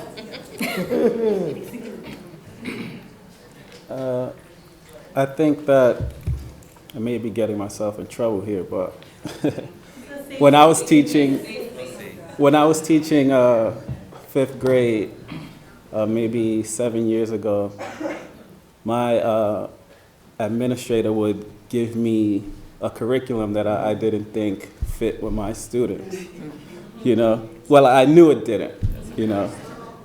So what I had to do was say okay in his face, but then when I go back to my classroom, I make sure I made it work for my students. The passages that they gave us and other texts did not resonate with my students. So I had to be a rebel. You know, I couldn't follow suit because, of course, I know that I'm going to be doing damage to students if I continue to push this agenda, you know. And quoting Mr. Minor, Cornelius Minor, he said, if you fail to fight an oppressive thing, you become it.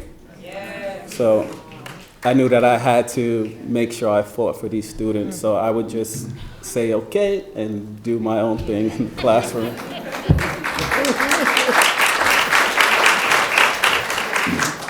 Yeah, I think it's extremely important to have a little bit of rebel in each of us as educators.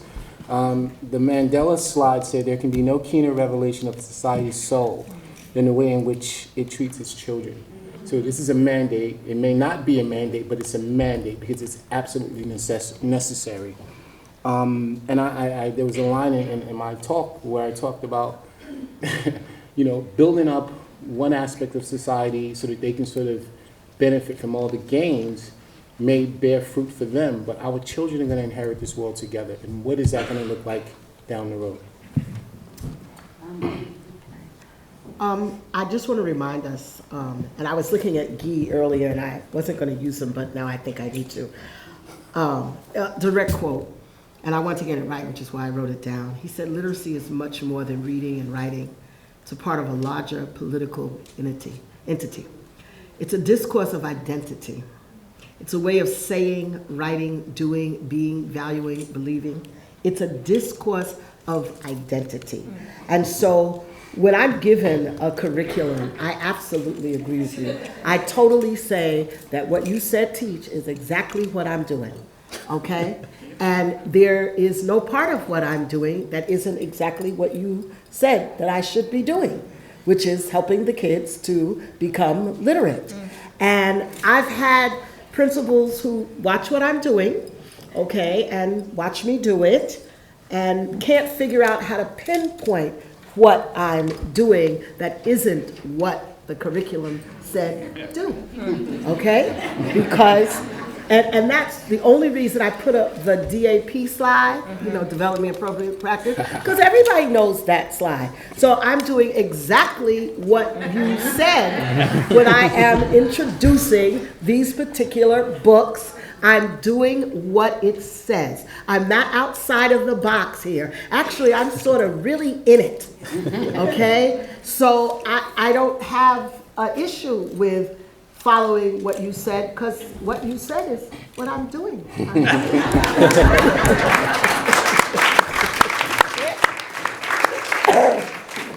So I'm gonna address our fellow white educators, because when I was asked to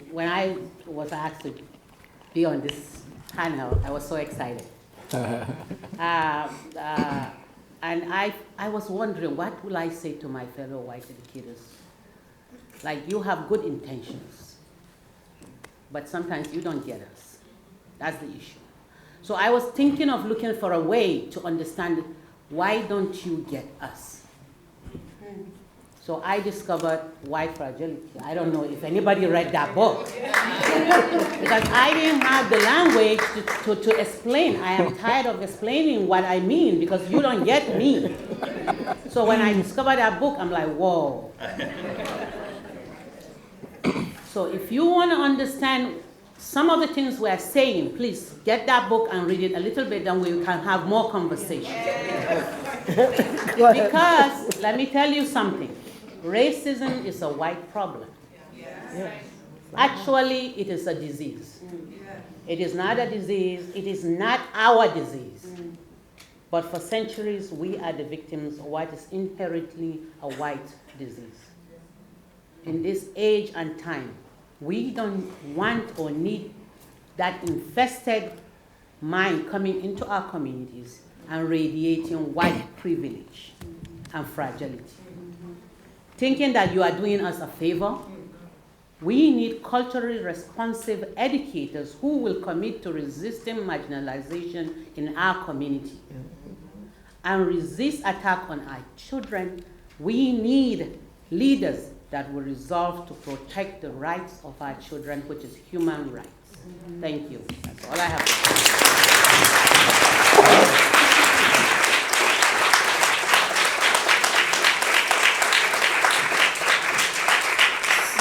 So there's been a call and response in our questions. Listen. So thank you for sharing the work, right? There's so much information, right? So in the history of being an educator, there's always been standards. There's always been curriculum, right? And there's always the work you're doing in that classroom. So, and we heard two strategies, right, of dealing with that. I will share. So I hear you. I don't know anything about New Jersey. I'm sorry, but in New York, and I can Google. We can all do a Google, right? But in New York City Department of Education, we have a new chancellor, and he's saying a whole lot, right? He's saying a whole lot in every venue you can be in. But where is the change in policy, right? And that change in policy comes through the further development of the office I'm in.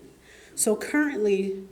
So just one thought, for those of you who are struggling with creating a culturally responsive classroom in light of your administration, principals are now assessed through something called the MPPR. There's a new rubric, it's long. However, embedded in this long rubric, there's two sections on culture and race. And when I went to the training when I was a principal in August, before I became what I am now, they definitely they went very quickly through those sections. And I raised my hand, it was like 300 people, but I was tenured. You wait, right? You wait till you can. And I said, I think we need to spend more time talking about how you're gonna assess me on a culturally relevant community when you even know my community. So can we talk about what will that look like, right? Because we know the culture of whiteness, the culture of white supremacy. Schools do that real well. So for schools that are trying to do it differently, what will that look like? So I offer that to you. So if you're in a school where you're saying, where is this conversation? The entire rubric is online. That is what principals are being assessed in their PPOs. Feel free to either share that, or maybe share that with your chapter leader, if they're tenured, and having that conversation with your principal, of having that conversation about where is this in our school, right? But also, we are doing that work, right? So in terms of pushing the literacy, in terms of having a classroom where young people are engaged in that content, so we can choose this book, and we can choose that book, which is the one that's going to connect with our students. In terms, someone's like, but can you address the resources though? That's how I heard it. I heard the text White Fragility by Dr. Robin DiAngelo. If you don't have time to read more books, because I know you already have many things, Dr. Robin DiAngelo is over the YouTube, breaking down all her concepts of white fragility, which could give you a lens in how to engage with white colleagues in this work. And also for you to self-identify where could there be resistance in engaging in this work at the school level. I'm not sure did I miss any of the other resources? Yes. So just, this may seem like a shameless plug, but it's not. No such thing. This is a place for There were a few questions, I think, that wanted some more information about the implications of fathers with respect to children. I have a book that I wrote. It's all poetry. It's on fathers. It speaks universally to a variety of different situations that have implications for educating children in an early childhood environment. You can access it at fatherandme901.com. And then if you have other questions about resources with respect to supporting and engaging fathers, you can send me a note through the website and I'll get back to you. Thank you. I'm sorry, I'm doing some backstage. We're going to close this first panel in a moment with Robin. But we're going to do two things at one time. I'm telling you, I taught 9th grade. So we're going to do two things at the same time. We are asking you to close out this panel before we get our call to action with what's one word or phrase that describes how you are feeling at the end of this panel. If you put a sentence, it's going to mix up that sentence and it won't make sense. But you're going to follow directions how you'd like, right? I've also led adult education as well. So we're asking for one word, and as you type in your words and send them, a beautiful word cloud will be forming behind us. And the size of the font shows how many other people resonated with that word that you said. Maybe. It'll take I might have to restart it and bring it back up. So now for our call to action, and this will be happening behind us. And can I just want to piggyback on what Gloria just said. So I know that the reason that we are all here tonight is because we're motivated. We want to affect change, right? We want to get out there and start doing the work, and I want to acknowledge that. But I also want to emphasize how important it is to check in with ourselves when we are having these conversations, when we're doing this work. It can be emotionally charged. It is always personal. And so really take this opportunity to check in with yourself and see where you are and think about why you are where you are right now. That's a whole lot of feeling. I know, right? But I'm seeing enlightened, I'm seeing empowered, I'm seeing motivated. Unapologetic. Unapologetic. Center Black girls too. Yes, yes, yes. We did have a question on Black girls that we weren't able to get to. I'm sorry. Encouraged, striving, determined. So as we close out our first panel, and before we give our panel all of our love for sharing of their wisdom their wisdom with us, a thought. So as we're thinking about ourselves and centering ourselves and thinking about what is it that we are able to do. And often, we either wait to read all the books on it before we act, which means we never act, right? So we have Black and brown people, children and adults in our buildings looking at us. Are we standing up side by side with our Black colleagues as they're voicing something? Are we waiting for after the meeting, as they're walking to their car, to say, yo, I felt the same way? That's not helpful, right? When we're trying to voice the thing in that moment. So thinking about the power that you have to either stand side by side with your colleagues and learn more about this as you're engaging with your young people and your children. And I call, when I had my 19 and 20-year-olds, it was still my children in my building. How are we creating spaces for them in the ways that we can? Or are we just waiting to learn more in order to do it the best way possible, which means we're not showing up for our young people? So, yes, there's a, oh my Lord, sorry, it's updated on the laptop. So, I see some fire emojis. Thank you. I see humble, equity, enriched. So, as my students told me in August as I was leaving, like, keep that same energy until the last day, right? So keep that energy that you have with you today when you're confronted with something that you didn't know you could deal with tomorrow morning, Monday morning, Tuesday morning, at the next staff meeting. Now for some logistics before we show our love and our pride and our excitement, is we're going to be leaving through your right, not through your left. So you're leaving that way, not that way, because that's where the food is. So we're asking everyone to file out. There will be some vegan Dominican food. That's still happening? As a Dominican person, I had never heard those two words together. So I'm very excited for what vegan Dominican food. One toston, maybe? I don't know. Okay. Yes. And I'm going to defer to our beautiful leader. Oh, no, thank you. I'm running away. We had originally wanted everyone to exit so that we can just kind of reset. Sorry.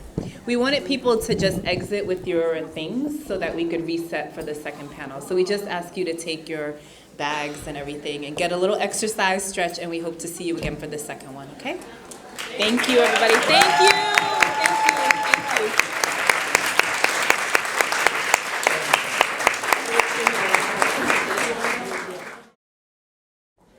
Hello. All right, so now we're digesting, so now we're getting mellow. So I am still Gloria Rosario Wallace. Hi. I am still the educator of ceremonies, and I'm going to keep this thing going, right? So let's get a little, I don't have any music, sorry. So I can't for those of you who weren't here before, you missed it. We were getting down a little bit. I'm sorry you missed it, I did not prepare. But you can move a little bit in your seat if you'd like to help the digestion. So once again, to welcome you back and welcome some new faces. So we're here. I have almost said Black Street like 15 times today. Welcome to Bank Street. It's just a little blacker than it was the day before, man. So it is feeling good though, right? Right. It's good to be here. It's good to be seen. It's good to see all y'all here doing this. So for the folks who are joining us from the break, we're about to get into our second panel. Our first panel focused on centering Black children and learning. And we are continuing to center Black children in this conversation. We're talking about thriving. How do we get our children from learning to thriving? And we're focusing on from birth to 8, right? Because we have folks here who are, we have two groups of folks, right? Our pre-K folks and then our early childhood folks. And we're bringing all of that into this conversation. We will be doing the same process. So we'll be, in a moment, I'm going to introduce our fabulous moderator that you may know. You may know a little bit about her. Each of our panelists will have a moment to talk about what brought them here today, and we'll be able to get questions from you. And as I said in our first panel, we want to make sure we're centering ourselves in our questions, right? Keeping it local, personal, immediate. And we did an awesome job at that in the first panel, asking about our realities, our work realities. How can I engage in this? And we're asking to center our Black children in this work, right? So I have the proud distinction to introduce my fellow Bank Street alum, my Bank Street alum, Tamika Bunch-Smith, who comes to us today, right, in Bank Street Center, Culture, Race, and Equity, an amazing group of people that I'm so happy you're here now doing this work. It was not here when I was a student, And we can see why, the need for this group of people to do this work at this time in this space. So I'm feeling very grateful, if we're thinking about in a word. And through this process, a process of just organizing, so my involvement in this came from a text message from Zip, where I thought I was considering, and Zip heard a confirmation, and I was like, all right, okay, I'm in. I'm doing this.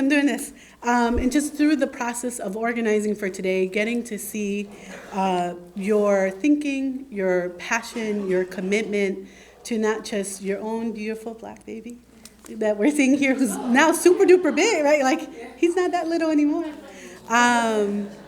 But just your commitment to our Black children has been inspiring. So I'm just excited to once again engage with you all as a learner, centering as a learner. And you're just reminded me, looking at you, that we are on lookout for an iPhone that has said beautiful Black baby as a picture. So if you do see an iPhone, has this beautiful child on it, please bring it forward. And we'll find it. It's here. It's in the space. We'll find it. So at this time, once again, I'll step back. We'll hear from our moderator. And I'll remind you to... Did we find it? Listen, the universe provides. I don't know. I just get so happy I did. Yeah. Thank you. Thank you. Thank you. Blessings on you. Oh my God, can I just be real, right? So we're all, right, we bring ourselves into the classroom. I was sitting next to Anaya. I said, I feel so discombobulated, my phone, and I can't call anyone to tell them to look for my phone, and I have to keep time. Like, I feel so out of it. And I sat here wondering, can I focus and be here and be in this space? And Anaya put her phone out for me, and she was like, it's okay, just believe, positivity. Told me a wonderful story about her phone being found and everything. So that is so real for all of us, right? Because it might be a lost phone, it might be whatever's happening in your lives, in the world, the country. And when stuff is hard, it can be hard to like focus in and settle and be here to do the work that you need to do. And sometimes if we acknowledge it and like take solace in our community, it can help us bear the load. So thank you so much. So I'll leave you with the task of thinking as you're listening to our panelists where the questions are coming up for you and your context and your work. And we'll put the call out again to do the same poll everywhere to receive those questions. So thank you. Thank you. So by a show of hands, who was here for the first panel? Okay, so that's like everybody. Great. I'm going to assume that those folks watching on the live stream are also here, so we won't do as much recap. And if you have questions, you can tweet us at BSC_CCRE. Sorry. Okay. Look at the program and the rest of it. So when we were thinking about what this event would look like, we spent a lot of time thinking about what could be the organizing themes. Do I sound okay? Yeah. Okay. And so we basically came up with like 29. And so then everybody was like, okay, first event, we cannot do 29. How about we try like 1 or 2? And so we really started thinking, what is it about Black Lives Matter at school? And what is it about early childhood? Have we ever heard anyone talk about Black toddlers and preschoolers and infants and pregnant women and first and second and third graders in public schools and in independent schools, specifically Black children, and all the things that go along with them and that and their culture and their experiences? And we realized we just didn't hear enough of it. So we thought about focusing on learning for the first panel. And then we wanted to end with a vision for what are we doing? And we are doing a lot. A lot of us are doing a lot, and so we felt like, could we find 4 people that we could just shine the spotlight on to say, we noticed some very serious disparities, and we are thinking about solutions. And those solutions can be small, they can be larger, they can be worldwide. But first we need to hear about them, shine a spotlight on them, and I think also think about what works for them. That's something that Mrs. Soge said to us earlier. What's working so we can replicate it? That's really at the core of culturally responsive practice, being strength-based. So that's really the thinking behind this thriving panel, and understanding that there is no separation between learning and thriving. You cannot have one without the other, and every child, and particularly Black children, have the unalienable human right to thrive. So, so we're going to begin at the beginning, because another thing that we do as early childhood educators and education professionals is we live in silos. One person is doing their thing over here, one office is doing their thing over here, one person's focusing on social emotional, someone's going to do racial equity over there, and nobody can figure out how to bring it all together. So that's not working. And so what we're thinking about is, how do we bring it together? And so we're going to begin at the beginning, talking about Black babies before they even get here, and the women who risk their lives to have them, as Stacey Abrams said last night in her wonderful speech. It wasn't a response to anything. That's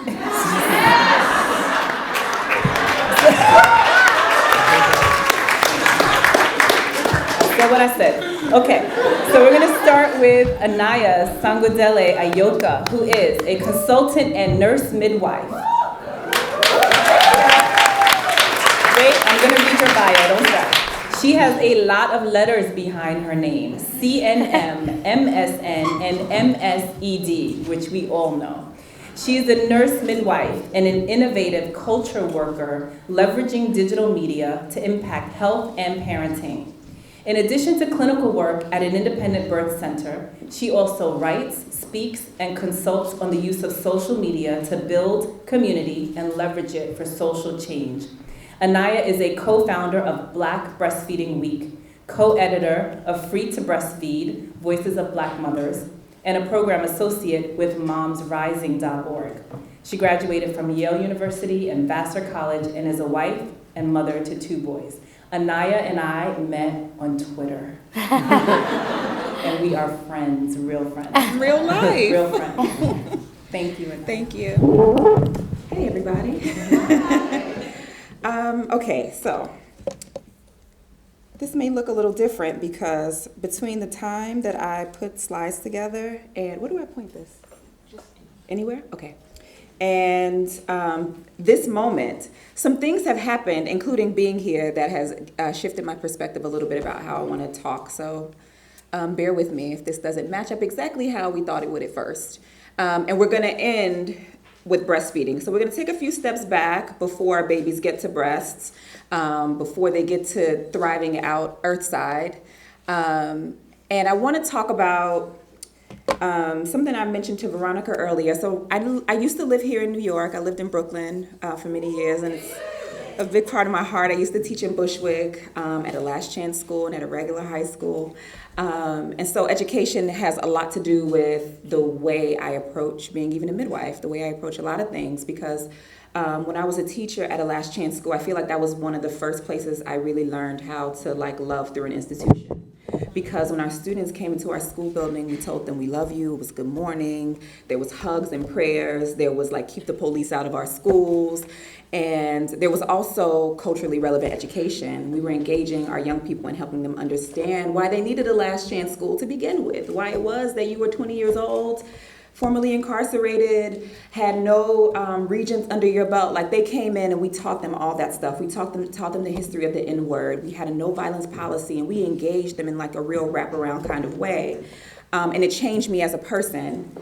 And I bring a lot of what I learned as a teacher into birthing rooms and all that stuff. And so one of the things that came up this weekend, now I live in the DMV area, and I know a lot of us have heard about the governor of Virginia, Ralph Northam, in the photo, right? So my 8-year-old, hearing about it, asked me, what is blackface? And I was like, and I talk to my kids about all this kind of stuff. It's not like we hide anything. The enslavement of African people, Jim Crow, we talk about all these things, but for some reason that just broke my heart that the same old school traumas could meet him at his feet today in 2019, that I had to have this conversation. And I was really going back and forth in my mind about how much I talked to him about it. At what point do Black children get to not re-engage traumas? Is that just a privilege? Is that something like, I don't raise white children, so I don't know what that parenting is like. I know that white parents probably don't have to talk to their kids about that at 8 or younger. And so that's like really been sitting on my heart. So the other thing about Ralph Northam, right, is that he's a physician. He's a pediatric neurosurgeon. So, he works with children, and I'm sure a lot of that includes like interacting with Black bodies and engaging in healing, supposedly healing work around with Black bodies. And so one of the things I learned in learning about that was taking it way back to the history of blackface. When there was a lot of anti-lynching work happening during the civil rights movement in the 50s and 60s, there was like a whole group of Black mothers who said, you know what, anti-lynching work is so important that we need to take it even further and we need to outlaw blackface because the dehumanizing images of Black people is fueling lynching.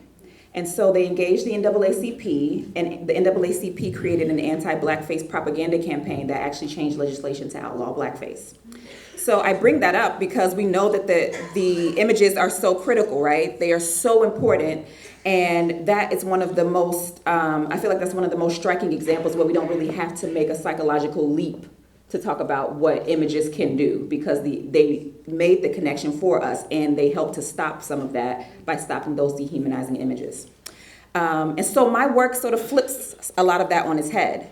I do a lot of breastfeeding advocacy, like Takima mentioned. I'm one of the people who started something called Black Breastfeeding Week, which is the last week of August every year.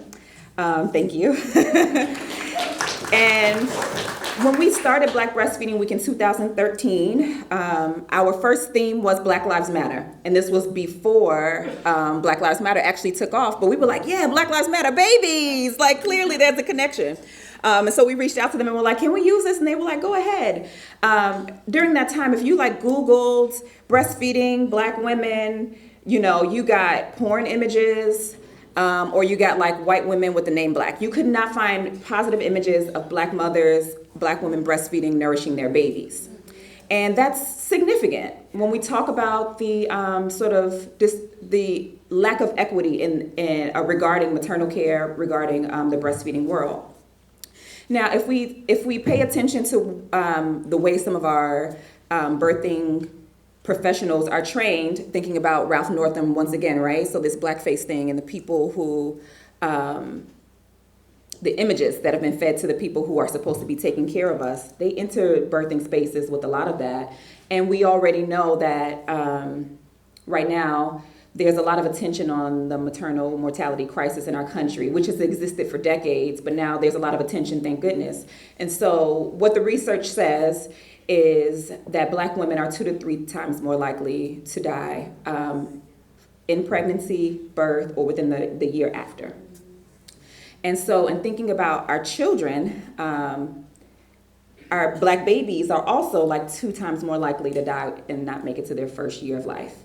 So here what you see are some images of some of the work and campaigns. So the book that Takima mentioned, which is Black women telling their stories about breastfeeding, because by the same token of like there being like fewer Black women who breastfeed according to the data, I also was like, I'm a breastfed baby, my mama breastfed me, and her mama breastfed her, and my friends breastfed their baby. So I knew that the stories were out there.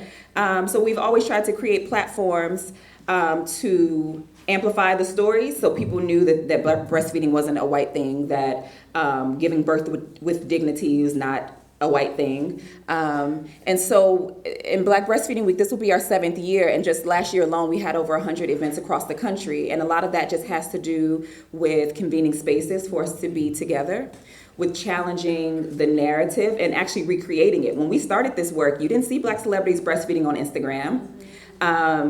Beyonce had just had Blue Ivy, and I did an interview with some website about it, and I knew from people who knew her that she was breastfeeding her baby, but she was scared to show people, partly because people are crazy and she didn't want people to like attack her, but you didn't see that. Now we have like Cardi B in the Money video with the baby on her breast, right? And now it's become like a thing, but that's because we've created that space. And so part of what I always want to tell people is we can't wait for a trickle-down effect for anything healthful, for anything positive in our families, in our actual homes, in our schools.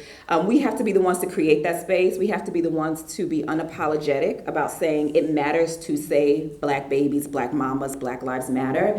It matters because when we don't, the trickle down doesn't happen, period. Like it just doesn't work. I don't know how the math and the equations work, but that never happens. But when we create that space of empowerment, we get to normalize health. We get to normalize what are just normal human biological things, like happiness and thriving should not have to be something that we think is outside of our communities already. It already exists. And so I'd like to encourage everybody to, for one, connect to Black Breastfeeding Week. I'm gonna zip through.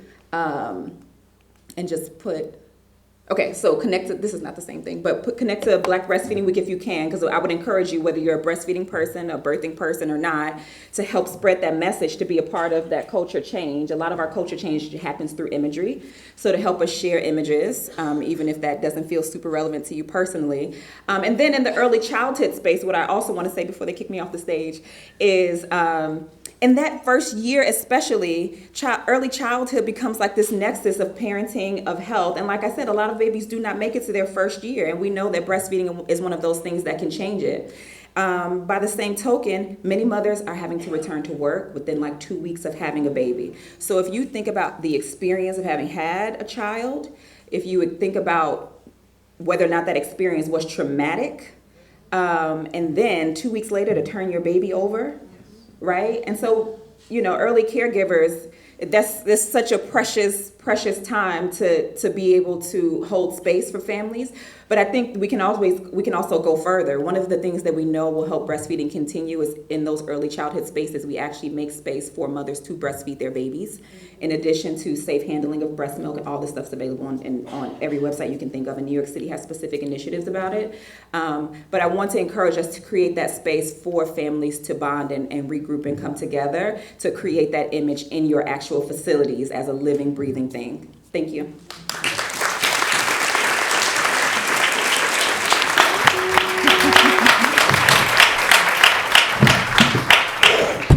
Okay, thank you, Anaya. So, now we're going to hear from Akia Gross, who is a social entrepreneur and founder of Equitable Schools.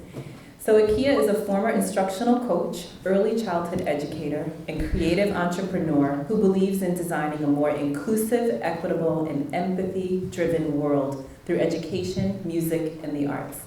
Akia's experiences as a Black teacher led her to create hashtag Black Teachers Matter, and she has it on her shirt, I think, too.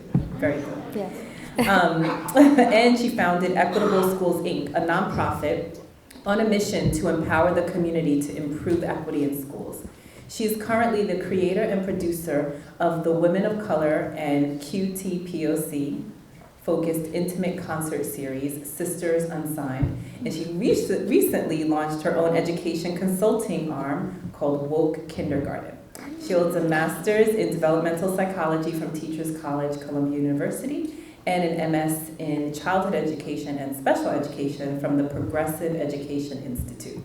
And she received her undergraduate degrees in child development and family studies and psychology from UNC Chapel Hill. I love how long our bios are. We've got a lot of letters, a lot of life experience. Thank you, Akia.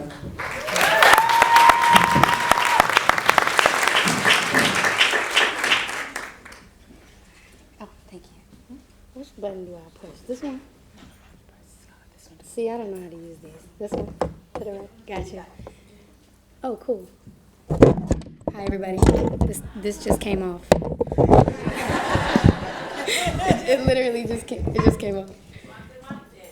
Yeah, I know, right? All right, cool. I'm small, so. Hi, everybody. My name's Akia Gross. Like she said, founded Equitable Schools, and seen a couple people in here with Black Teachers Matter shirts, so thank you for supporting.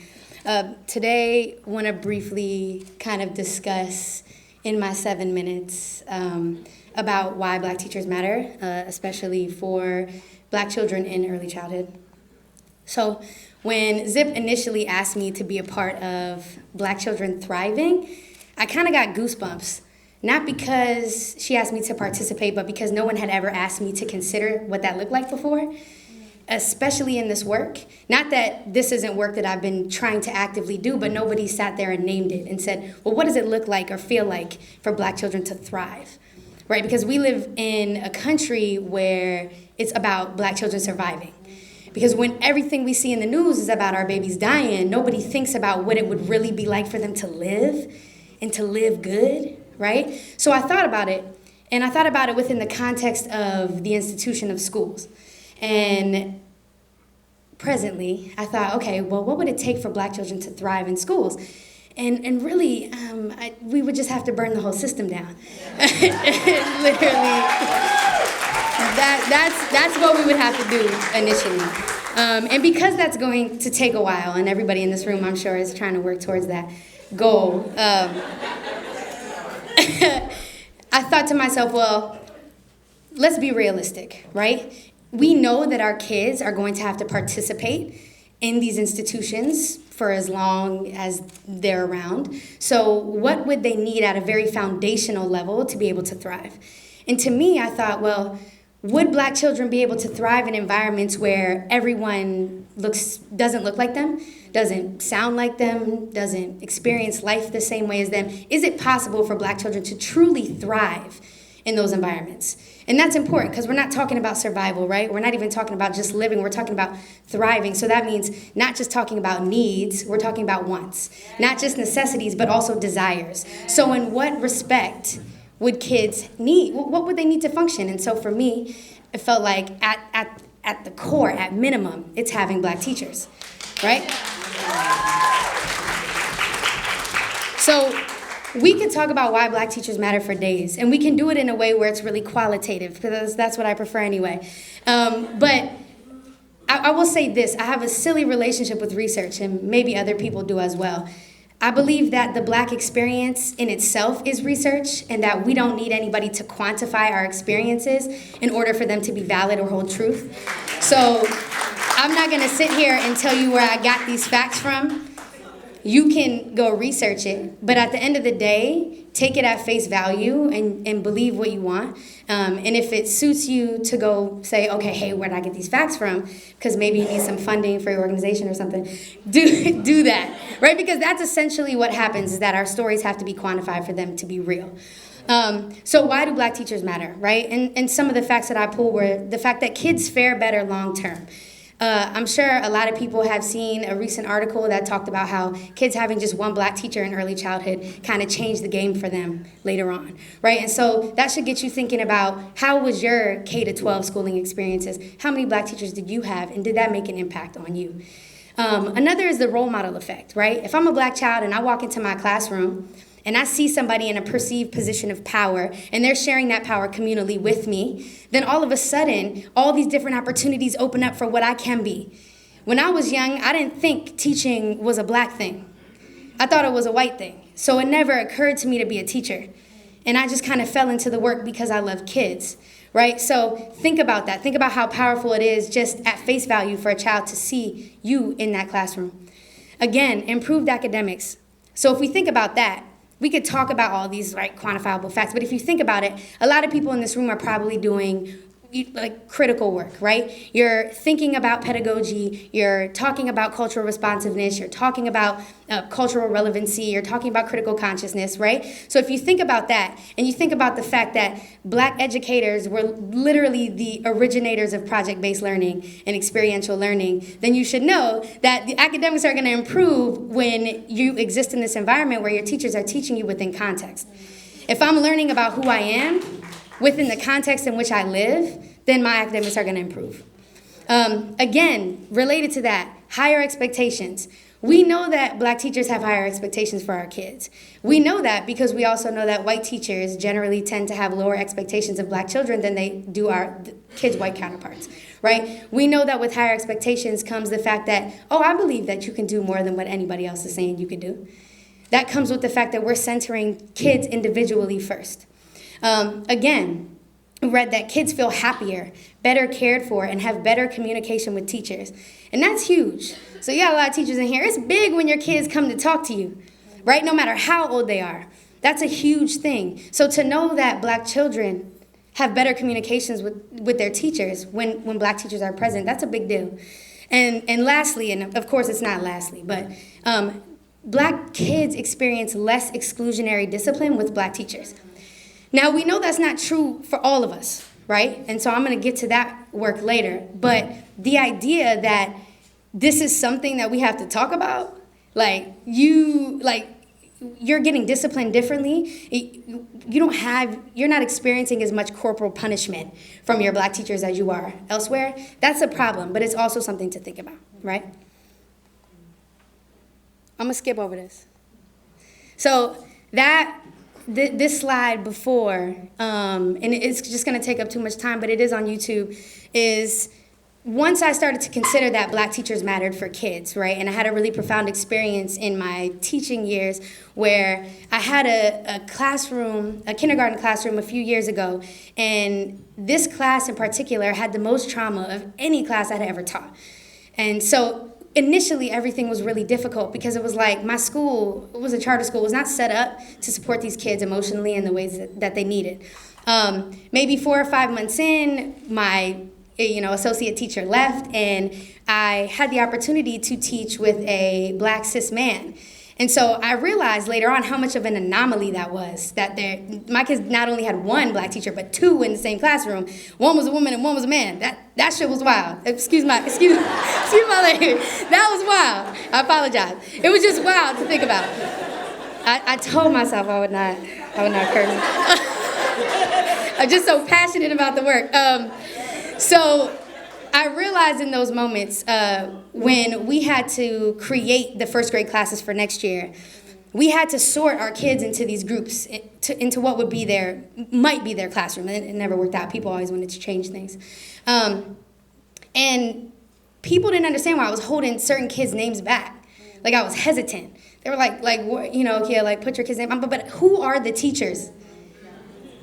And they were like, we don't know yet. I said, but you understand that matters, right? Just teachers. What teacher are they going to have? I can't put this child with just anybody. They're not going to know what he needs. They're not going to know what he needs. So I'm afraid. And I was afraid. And these classes were made, and they completely shifted and switched them around. And then the next year was really tragic for a lot of my kids. Many of my kids got suspended so many times, I can't even count how many times, that they ended up having to leave the school. So I was sitting in my classroom one day, and I thought to myself, and I looked around, and at the time, there weren't a lot of teachers that looked like my kids or looked like me. And I thought to myself, wow, it really does make a difference having a black teacher.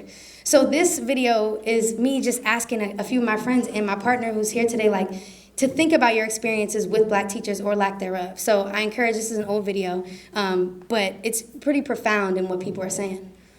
Now, when we talk about black educators, we have to also acknowledge that we are the 7%, right? You can give or take a few percentage points, but the attrition rates are so high for teachers of color that it's gonna stay around 7. So unless we can figure out how to thrive ourselves, we're probably gonna keep leaving. So we're the 7%. And in thinking about that, we need to make sure that we're really hyper-focusing on community and what that means, because in order for our kids to thrive, we need to make sure that we're setting up communities for us to thrive as well. So Dr. Angela Davis said this, and many of you probably already seen it. When children attend schools that place a greater value on discipline and security than on knowledge and intellectual development, they are attending prep schools for prison. And this is really real, and I want to specifically hone in on black educators right now, because if we really want our children to thrive, then we have to acknowledge that there's a lot of dismantling we have to do internally within ourselves. That when we say black teachers matter, it's not enough to be a body in a classroom. It's not enough to be a black teacher in a classroom. That's not enough. We have to be able to do the internal work where we're actually engaging in anti-oppressive pedagogy, right? If we're sitting here and we're perpetuating the same type of oppression that this system was built to oppress our kids, that the system has built to oppress our kids, then are we really making that much of a difference? It could be even more detrimental, because they're seeing us and they're like, why are you doing this to me, right? So my thing is we need to build this community, and part of building that community is recognizing that, yes, black teachers are really important for kids, but we're also really important for families. We're really important for families. And sometimes there tends to be a culture within schools where it's like teachers first, we got everybody's back. NYPD does that. At the end of the day, for me, I didn't teach for anybody that I was working with. No shade. I taught for my kids and my families. So if I'm gonna be in the classroom and I know that this mama hasn't brought her kid to school in 20 days, I'm not going to sit there and be like, she doesn't care about her child's education, this, and that. No, you know why? Because empathy. That's what we bring. I'm gonna sit here and try to understand where you're coming from and what's going on and how it can help you and build that community around you to uphold you, because no one else will. And on top of that, beyond that, we have to recognize too that Black teachers, we matter for each other. Like, we really matter for each other. That means if you're in a school and you see your colleague do something that's really oppressive, you gotta hold them accountable. We gotta hold each other accountable. The same way we have to make space for our kids to be able to hold us accountable, we have to make sure we're holding each other accountable. Otherwise, what's the point? So a few things that I feel like as Black teachers, again, we can't just show up. We have to be present, we have to engage, we have to do all of these things. So some of the things we need to do, we need to provide opportunities for joy, right? Our kids need to be able to experience joy when they come in our classrooms. They need to be able to play, create, imagine, explore. That's what they need. Culture. They need to be able to feel affirmed in their culture and who they are. They need to be able to feel that connection. We need to be able to connect with our kids and show our kids empathy, right? I could tell something real quick about this, but in the middle, I designed a unit called Everyday Heroes versus Superheroes through the lens of Black history and resistance. And my kids did like a critical analysis of superheroes. And what they found was that most of the superheroes were quote unquote boys. And also most of them were white. Some of them were green, but most of them were white. And so they thought that this was unfair. And instead of creating some like new fantastical superheroes, we decided to kind of look within ourselves and kind of harness our everyday powers that we have, powers like generosity and compassion, and actually create superheroes within our own likeness. So we became the superheroes we were seeking. That's what we need to be doing, right? History, that's a big one. These are all my kids, by the way. So our kids need to be learning more than their ancestors were enslaved, right? We need to inform, but we need to do it in a way where we inform to transform, right? So our kids need to be able to feel affirmed in who they are and recognize that they're too a part of Black history. And community, we talked about that one already, so I won't dive too deeply into it. But if you're thinking about the way we set up our classrooms, we need to make sure that the classroom is a space where we're sharing. Like if a child is looking at another child's paper, you're not sitting here saying, stop cheating, don't do that. You're saying, oh, okay, like I'm showing you what I've already learned. Let me see how I can share my knowledge with you, right? So I'll leave you with this. Black children need and deserve Black teachers who believe in liberation, who will advocate for their needs, who support one another, and who are constantly engaging in the internal work necessary for Black children to thrive. At the end, that's why Black teachers matter.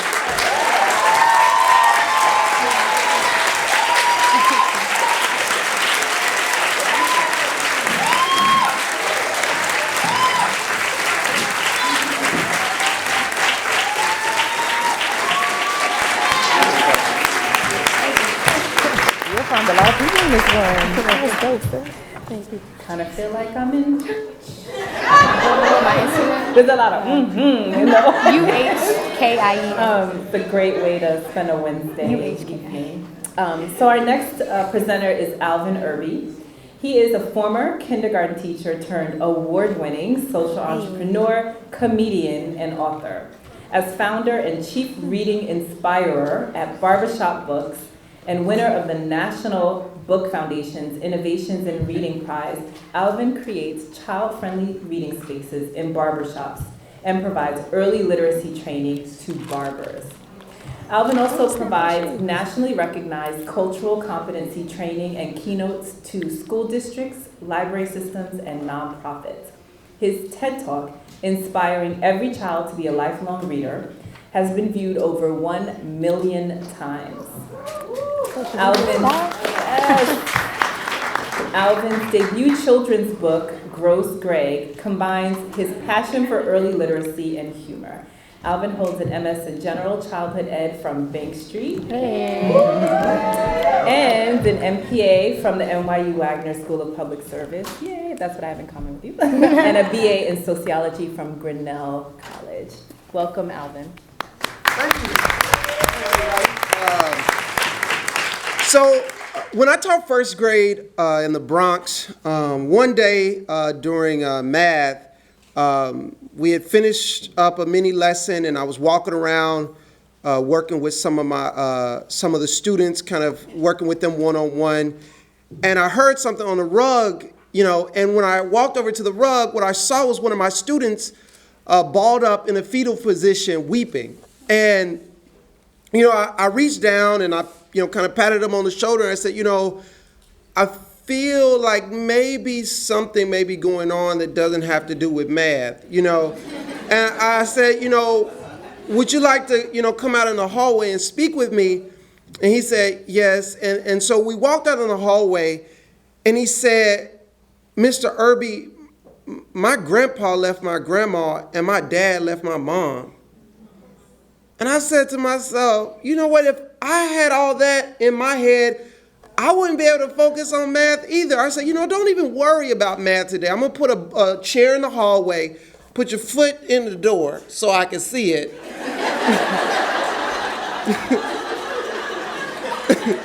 And cry as long as you need to. That's what I told him. Cry as long as you need to. Don't worry about math.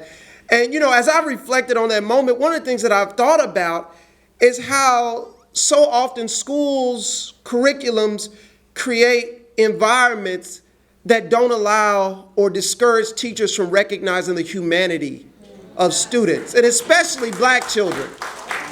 No, you can't sit in the hallway and cry because you're behind in math. No, you can't sit in the hallway and cry because life is tough and you need to toughen up, right? I need to give you some tough love, right? But that's not how often white children are treated when they're having a bad day. We're thinking about, well, let's find out what's going on and how can we support you. And so I want to start with that story because the work that I do with Barbershop Books is really about affirming the humanity of black boys. Someone asked me a few years ago, why am I so concerned about helping black boys read? And I told them because I want black boys to be free to realize their full potential. And, when you can read, you get to be in control of your learning. And when you can't read, then you are dependent on others to kind of decide for you when and what you learn. And so the work that I've done with Barbershop Books over the last few years, we're very, very particular about how we describe the work. Our mission is to help young black boys identify as readers by connecting reading to a male-centered space and by involving black men in boys' early reading experiences. When I explain to people, what we're doing, because sometimes people hear barbershop books and they think, oh, you're just putting children's books in barbershops. And I'm like, no, it's deeper than that. It's much deeper than that, right? I was very intentional about how we display the books. Kids who hate reading, right? There's nothing about the spine of a book that's going to make them want to run across a room. Right? And I have to, and when I have these trainings with barbers, I ask them, raise your hand if you ever have known a kid who was bitten by a dog, right? If you know a child who's been bitten by a dog, if you have a dog, it don't matter how cute your dog is. It doesn't matter how nice you say your dog is. Just the sight of a dog creates such an intense level of anxiety and fear in children. And guess what? There are a lot of children walking around with reading trauma to the point that when they see a book, physiologically, they literally are having an attack. And while that's happening, someone's telling them, well, you need to read out loud, or you need to do this.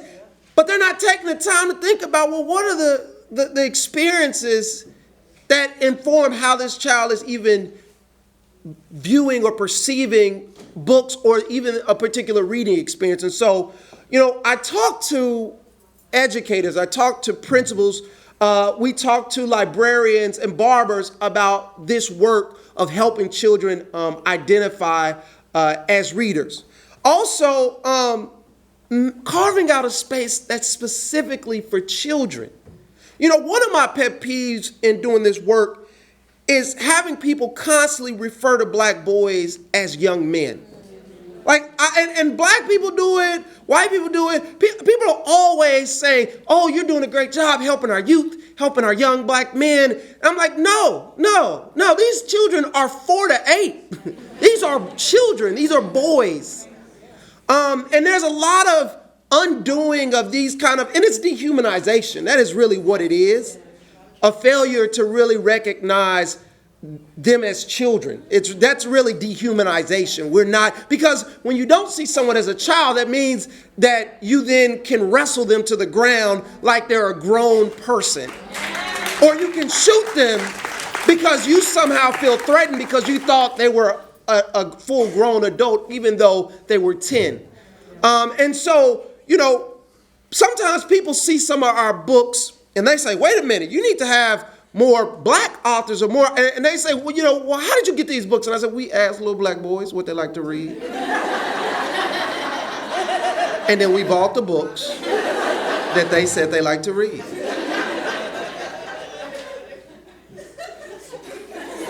Right? And so, and then they usually are like, oh, okay, that's a good strategy. You know, like, I get it that some people are super black. I get it. But for the work that we're doing with Barbershop Books, it's really about ensuring that a kid, when they're in the barbershop, they want to get up on their own, whether the parent is involved or not, even whether the barber is involved or not. We want to put the books that are going to make a child want to get up out of their seat and go engage with a book. Creating experiences that cultivate their intrinsic motivation to read. So much money is being pumped into interventions that require some specialized adult to be there. And what Barbershop Books invites educators to do is to think about how can we create experiences that cultivate a child's intrinsic motivation to read and learn. This is a picture of a kid in the Brooklyn barbershop called Levels on Fulton Street. He didn't know anybody else was around. He was just getting his read on, you know, on a particular day. This is a barber shop in Maryland with a barber up there. You know, this work, again, I said, is about connecting men to boys' early reading experiences and involving men, connecting reading to a male-centered space and involving men in boys' early reading experiences. So this is a picture of a family at a Levels on Lexington in East Harlem. This is a picture from a shop, I believe in Ohio. But, you know, all over the country, we are empowering communities, right, to be able to increase out-of-school time reading opportunities and to help more children to really develop a love of reading. And then I'm going to end with talking about a book that I wrote because when I taught kindergarten and first grade, nearly every single book that I was reading that had black kids was about slavery, civil rights, or some old dead black person. And I was just like, I'm a comedian. Like, where's the funny at, right? And the crazy part is that the number one thing children look for when choosing a book is a book that will make them laugh. But when it comes to black children, especially black boys, the first thing we go to hand them is a slave book or a civil rights book. So if the number one thing kids want is a book that will make them laugh, but every time we reach for a book to recommend to a black boy, it's a serious book, should we really be surprised that so many black boys don't like to read and don't identify as readers? So I wrote a book about a little black boy who loves to eat his boogers. You call them boogers, but Greg calls them delicious little sugars. Some people would say, why would you write a book about a little black boy eating his boogers. Well, I want y'all to know that this beautiful booger book is about affirming the humanity of black boys, about showing a little black boy being a little black boy. And what's more universal than boogers? Y'all have been amazing. Thank you so much.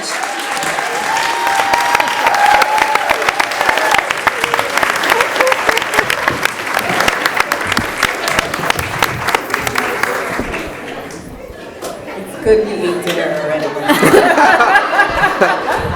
Oh, it's not autobiographical. It is not.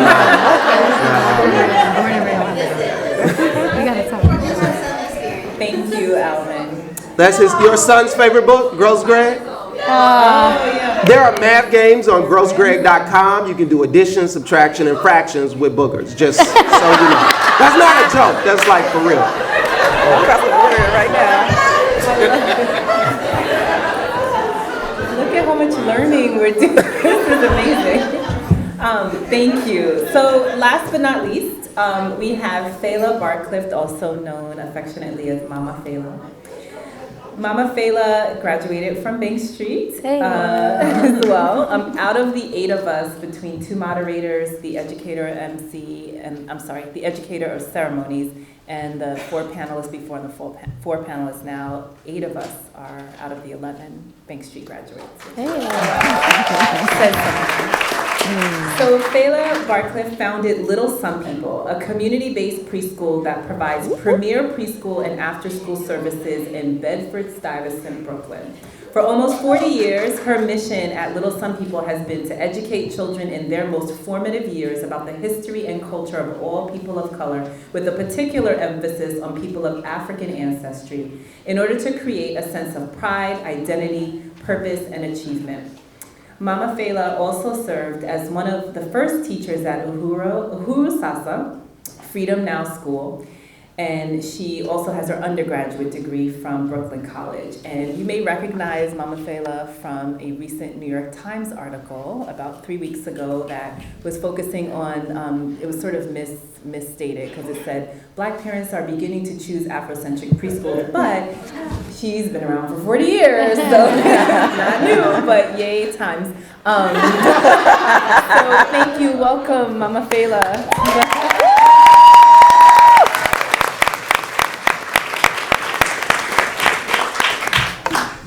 Hello.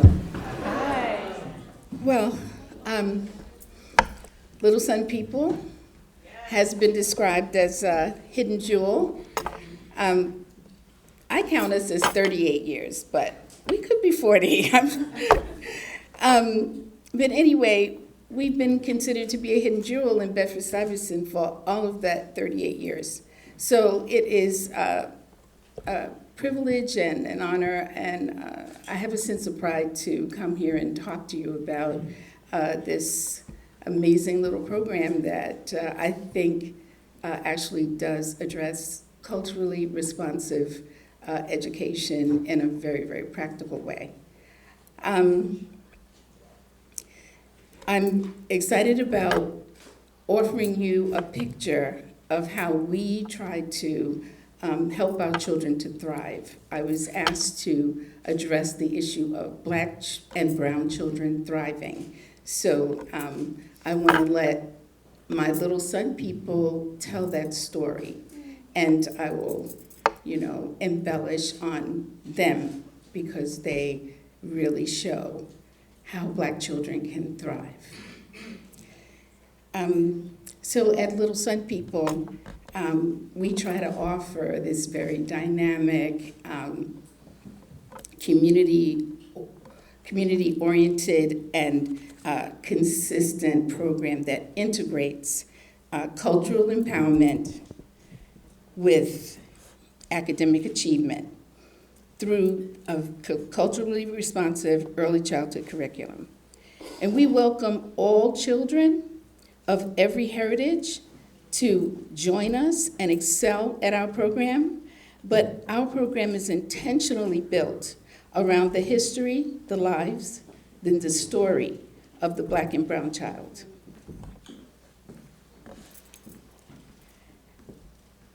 Our developmentally appropriate early childhood Curriculum emphasizes critical thinking, cognitive skill building through inquiry, decision-making, reasoning, and endless turn and talk discussions about everything that happens in the day and in the child's experience and the world. Our program is designed to promote happiness, passionate interest, and engagement in the child's own world and in her community. Curiosity, friendship, very important. Fun, crucial, and play, active and non-negotiable. Very important aspects of life that serve and nurture the whole, healthy, thriving, socially, emotionally balanced young Black and brown child.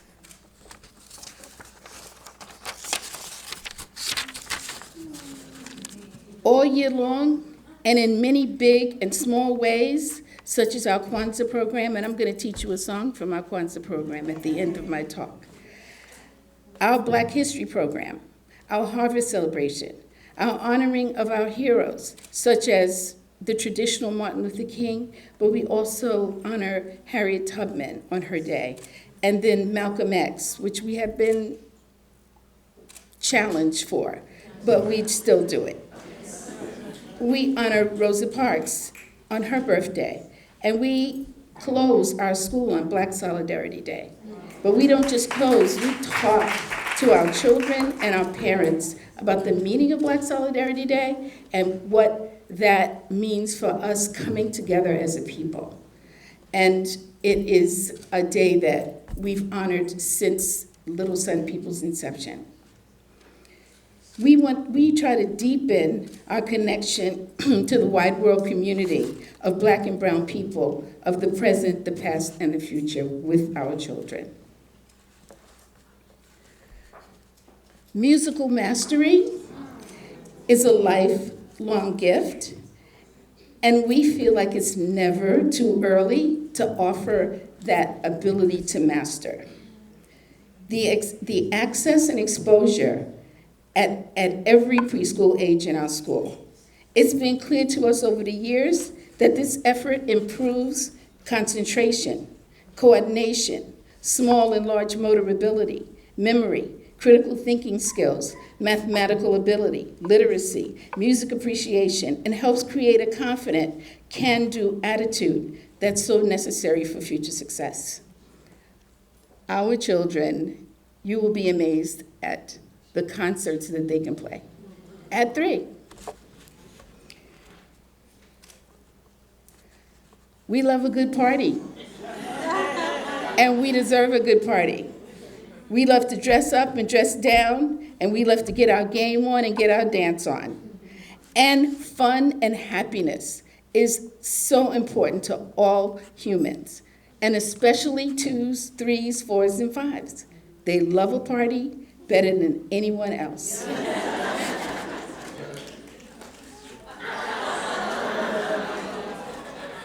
So it's a historical fact that when Black people came to this hemisphere, our drums were taken away. Such an important part of how our rhythm of life went. At our Little Sun People, we give those drums back. And the whole world dances for joy, and so do we. Twice a week throughout the year, our students meet with their African dance and drum teacher, and they express themselves, as you can see. You would think that they were in Alvin Ailey's dance troupe. The drum rhythm helps them to learn and follow choreography beautifully. They put their whole preschool mind, body, and spirit into the rhythm and the movement. We found that cooking is one of the very best preschool life science and mathematical teaching tools. We bring this back to our culturally responsive curriculum by sewing all of our children their own Afrocentric chef's hats and aprons, and then we choose recipes to prepare that come from all over the global Black and brown world. And while we cook, we discuss those places and those people using a variety of platforms, such as videos, storybooks, and best of all, ingredients. And after we've done all this preparation, then we sit down and eat together. And sometimes you walk into the school and the smells, can't wait till Friday because that's our day for cooking. Parents. One of the things that happens with Black parents is often they don't show up at schools because many times they don't feel connected and they don't feel welcome and they don't feel honored or respected. I've seen this from my own eyes, from myself personally as a parent and also when I visited schools. One of the things that I think sets us apart from almost any school that I've been to, and I say almost, not all, is our relationship with our parents. It's precious and so important to us. We honor and respect our little Sun People parents. And when we honor them, they give it back in return. We never condescend to our parents. And we appreciate their thinking, their ideas, because we're all Black people, Black and brown people, we understand one another. So when they talk to us about their hopes and dreams and the things that they feel proud about or the things that they're worried about, we can get on board with them. We can understand those conversations and talk together about what we all are trying to do, which is to help that little Black, brown child thrive and be his or her best self.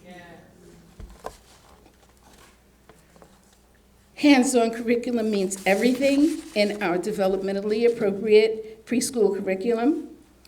Every month when we go to work on our study theme, our lesson plans reflect and integrate a variety of connections to some essential part of our culture, of our story, of our art, our science, or our math. And this is the art, culture, science, math, and story of Black and brown people around the world.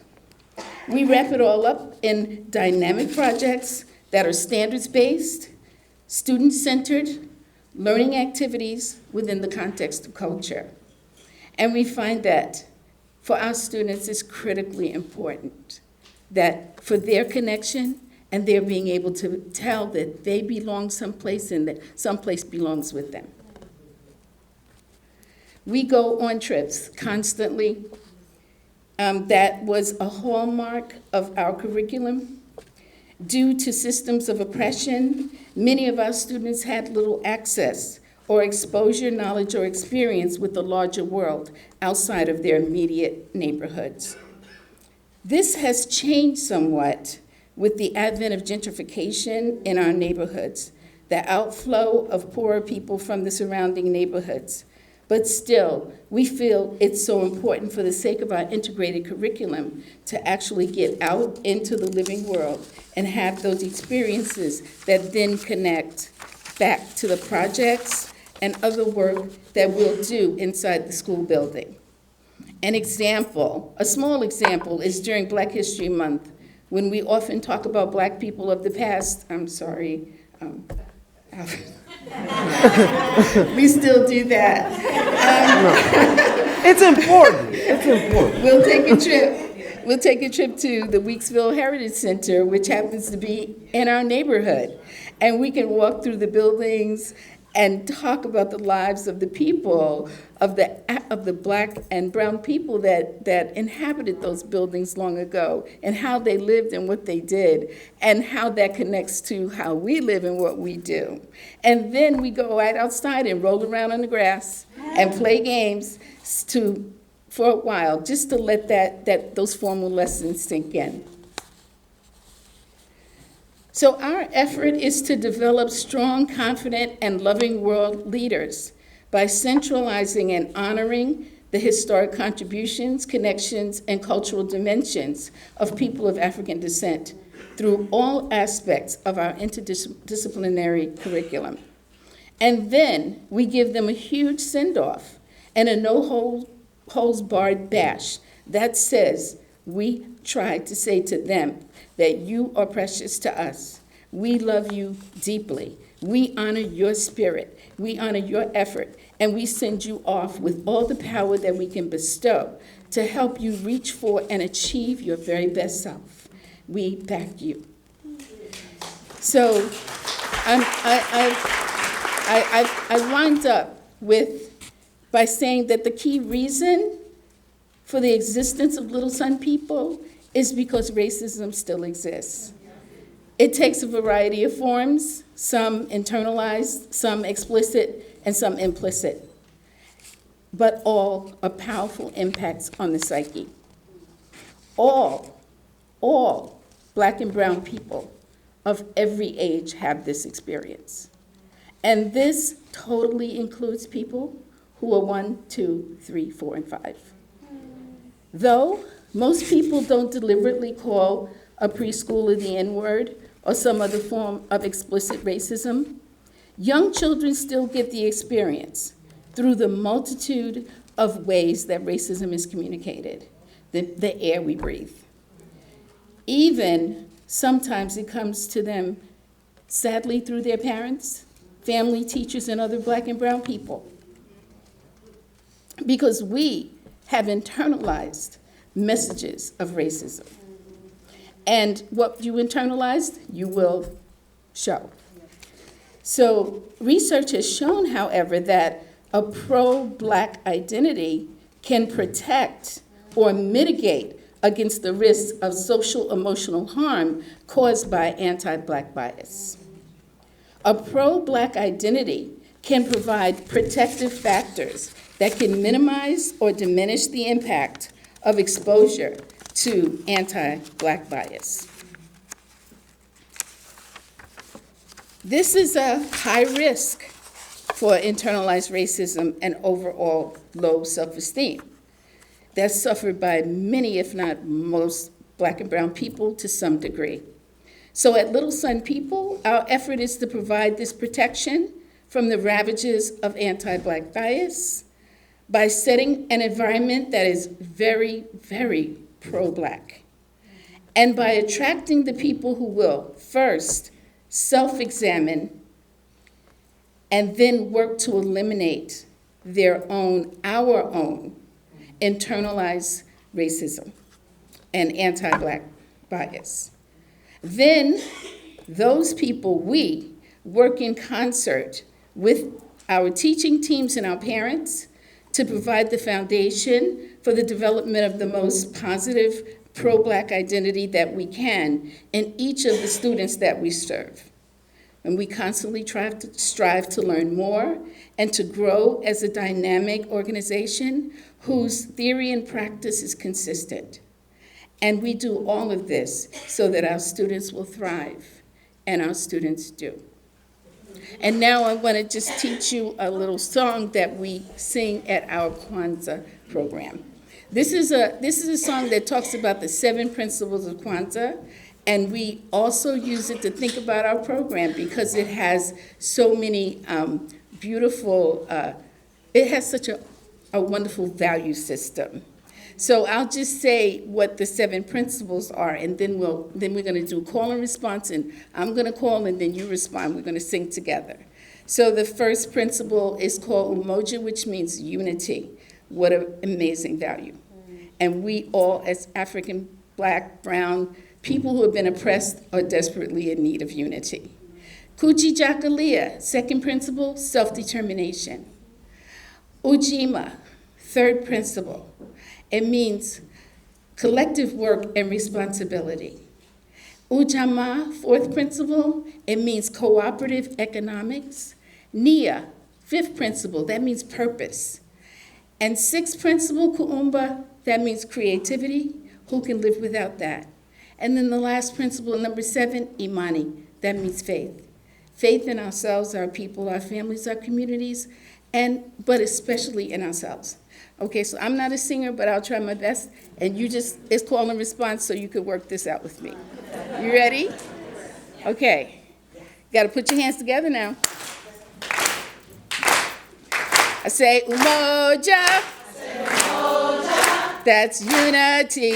That's unity. I say Kujitakalia. Kujitakalia. Self-determination. Self-determination. Say Ujima. I say Ujima.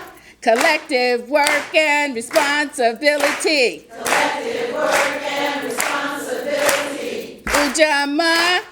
Ujama. That's cooperative economics. That's cooperative economics. Said Nia. Nia. Purpose. Purpose. Said Nia. Nia. Purpose. Purpose. Say Kuumba. That's creativity. That's creativity. Say Imani. Say Imani. That's faith in our blackness. That's faith in our blackness. That's faith in our blackness. That's faith in our blackness. That's faith in our blackness right now. Faith in our blackness right now.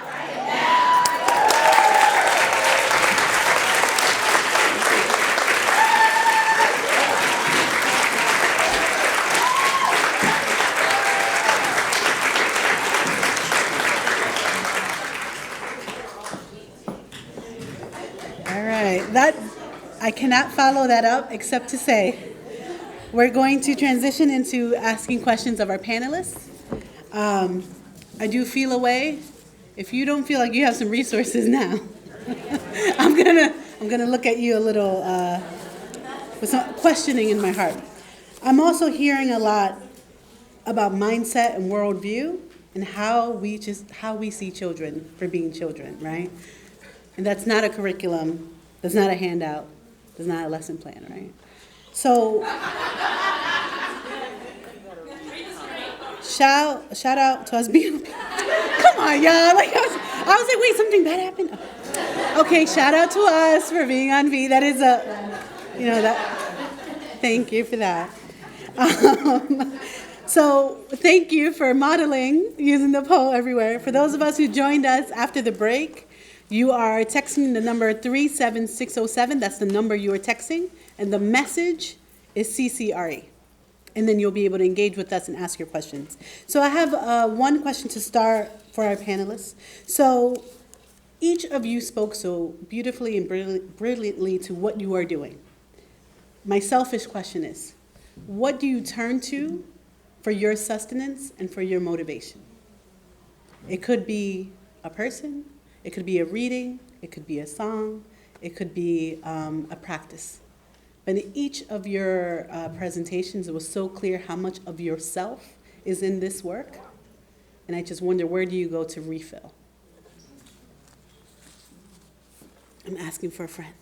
Are you asking if we, like, our hobbies? Like, what are we? It could be a hobby. I mean, I crochet and do stand-up. I mean,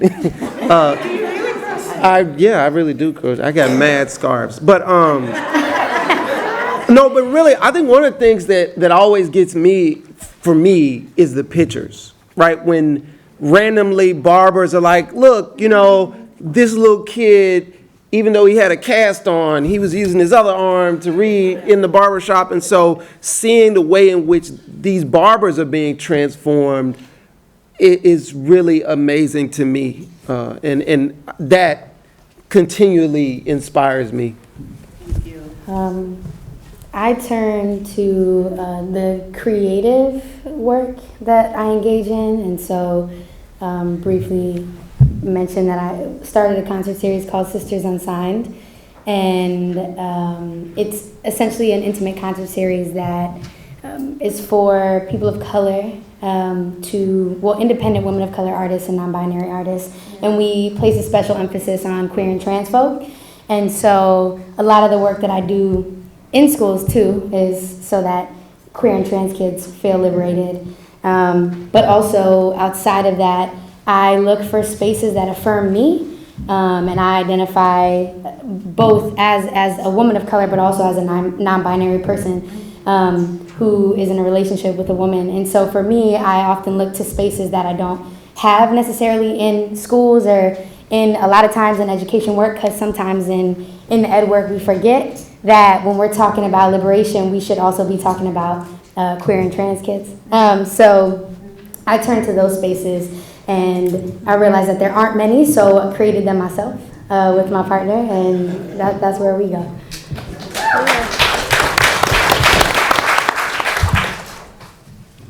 Okay, so I have children. A part of it is like they're the inspiration, because always, when you have young people in your life, you're always wanting the best for them. So I think that's one thing, is like just keeping that alive and like never sort of letting the hopes and dreams and the visions and that fire I have for my children die, and always like sort of like pushing for what I want for them. But I think another thing is, we live in this digital media, social media age, right? So like I know about barbershop books from just seeing your work on Instagram and videos here and there. And when I see things like that, that inspires me. Like I get ideas about, oh, what are we gonna do for Black Breastfeeding Week next time? And I look at what other people are doing, and I'm like, wow, that has nothing to do necessarily with like health. One of our barbershops in Columbus, Ohio, connected with an initiative where they're educating barbers about infant mortality. And I think, and so barbershop books and our early literacy work had, I think, kind of opened the door and kind of made space for that. But they're actually, that's something that they're doing, is specifically talking to these Black barbers around Columbus, Ohio, about Black women and infant mortality. And so that's the thing, that's one of the things for me about especially social media, is that we get to see all the brilliant Blackness that may not necessarily be in our backyard or down our streets. We get to see it, and like that gives me so much inspiration. It gives me so many ideas all the time, for one, to keep going and like not lose hope, but also just like seeing the innovation and the community powered ideas that we have. Because to me, that's the biggest thing, is like the ideas that come out of our community, where the problem is, the solution is. And I think that a lot of times, in terms of us leveling up, and in terms of us like creating projects and programs and pushing ourselves forward, a lot of it is already in our communities. And so that's a big thing for me, is just seeing what other people do. I take a dance class. Hey. And I also go to the gym at least twice a week. And I guess though my biggest inspiration and the way that I like get a chance to like breathe is with my friends and family, getting to like debrief with them and have them hold me close and just keep encouraging me, and like, yes, your work is great, and that you get to keep going and doing your best, and just giving me that love. Super important. Mama Fela, just have to say, you're getting a shout out that you were someone's teacher in this room in 1984. Oh man! Oh, sorry. Oh, and now she's a teacher.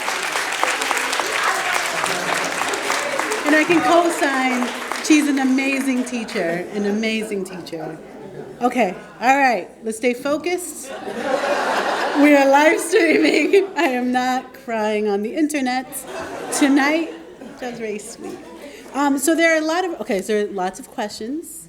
There are a lot of little Sun People questions. And I also got a text message from someone watching live stream. Saying like, is there one in Manhattan? So no, right? So then how do we, and each of you, so there's only one of you individually, right? And I hear you that you're creating spaces for yourselves and for others. But so how do we replicate these structures in places where things don't exist? For example, so Little Sun People is in Bed-Stuy, but what about our Black and brown children in insert neighborhood here? What about our Black teachers who aren't able to engage with you in your circle, right, in the spaces that you're creating? Any thoughts on that? Well, I can go first on this one. We have created a team that is in the process of creating a charter school, K to 5, because we recognize that we need to have a bigger vision for this work. We need to push it out there and get it moving further. One of the things that I think that as a community of Black and brown people, the impact of internalization of racism keeps us from being able to have that huge vision for what is possible.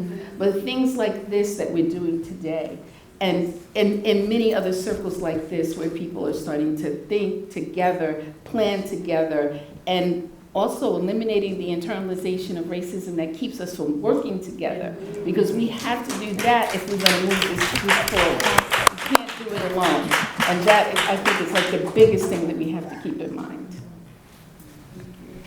Yeah, and I think if you think about how, it might not be possible for everybody to replicate on that grand of a scale, little some people, just in terms of the schools that we have, and our kids are always going to be attending this charter school or that charter school because they've been told that, academic rigor and this is what it should be. But I would challenge everybody to replicate what you're doing in their classrooms. So like create a little some people classroom, right? So in thinking about how a lot of this, we don't get a chance to, at least when I was teaching, I didn't really get a chance to go, like I've never had a chance to visit your school. So for me, in the work that I'm trying to relaunch and doing with Equitable Schools is not really hyper-focusing on the institution, but everybody that's affected and impacted by the institutions. So that means getting together teachers, families, students outside of the space, and us kind of doing our own professional development in terms of like visiting spaces like yours so that we can then replicate them in our own schools in that capacity, because we have to be able to figure out how to infiltrate and be really strategic about what we're doing and know that it's okay, at least for it's okay to break the rules sometimes, but a lot of what if we want to kind of replicate what you're doing, we have to kind of do that work on our own. And in doing that work on our own, we got to find other people that are like, okay, we're trying to do this thing. You don't necessarily have to leave your place of schooling, because when we leave the babies that are there, right? Yeah. So when people ask me why I work in the charter school, I'm like, well, who else gonna do it? Like, I'm not gonna just abandon my kids, but I can try to burn it down from the inside. And I think one of the ways to do that is by replicating little some people is hot, right, in the classroom. And you have to pay women like this. Pay them to learn from them. Pay them to come and evaluate your institution, teach you how to implement, pay them to visit their sites and learn from them. Like, you have to fund this knowledge already, and it's not always going to come prepackaged in like a book with worksheets or what have you. It's gonna look different, and that's good for you because it gets to be more organic for your space and your classrooms and all that. But you got to pay these women for their work, and the knowledge is there.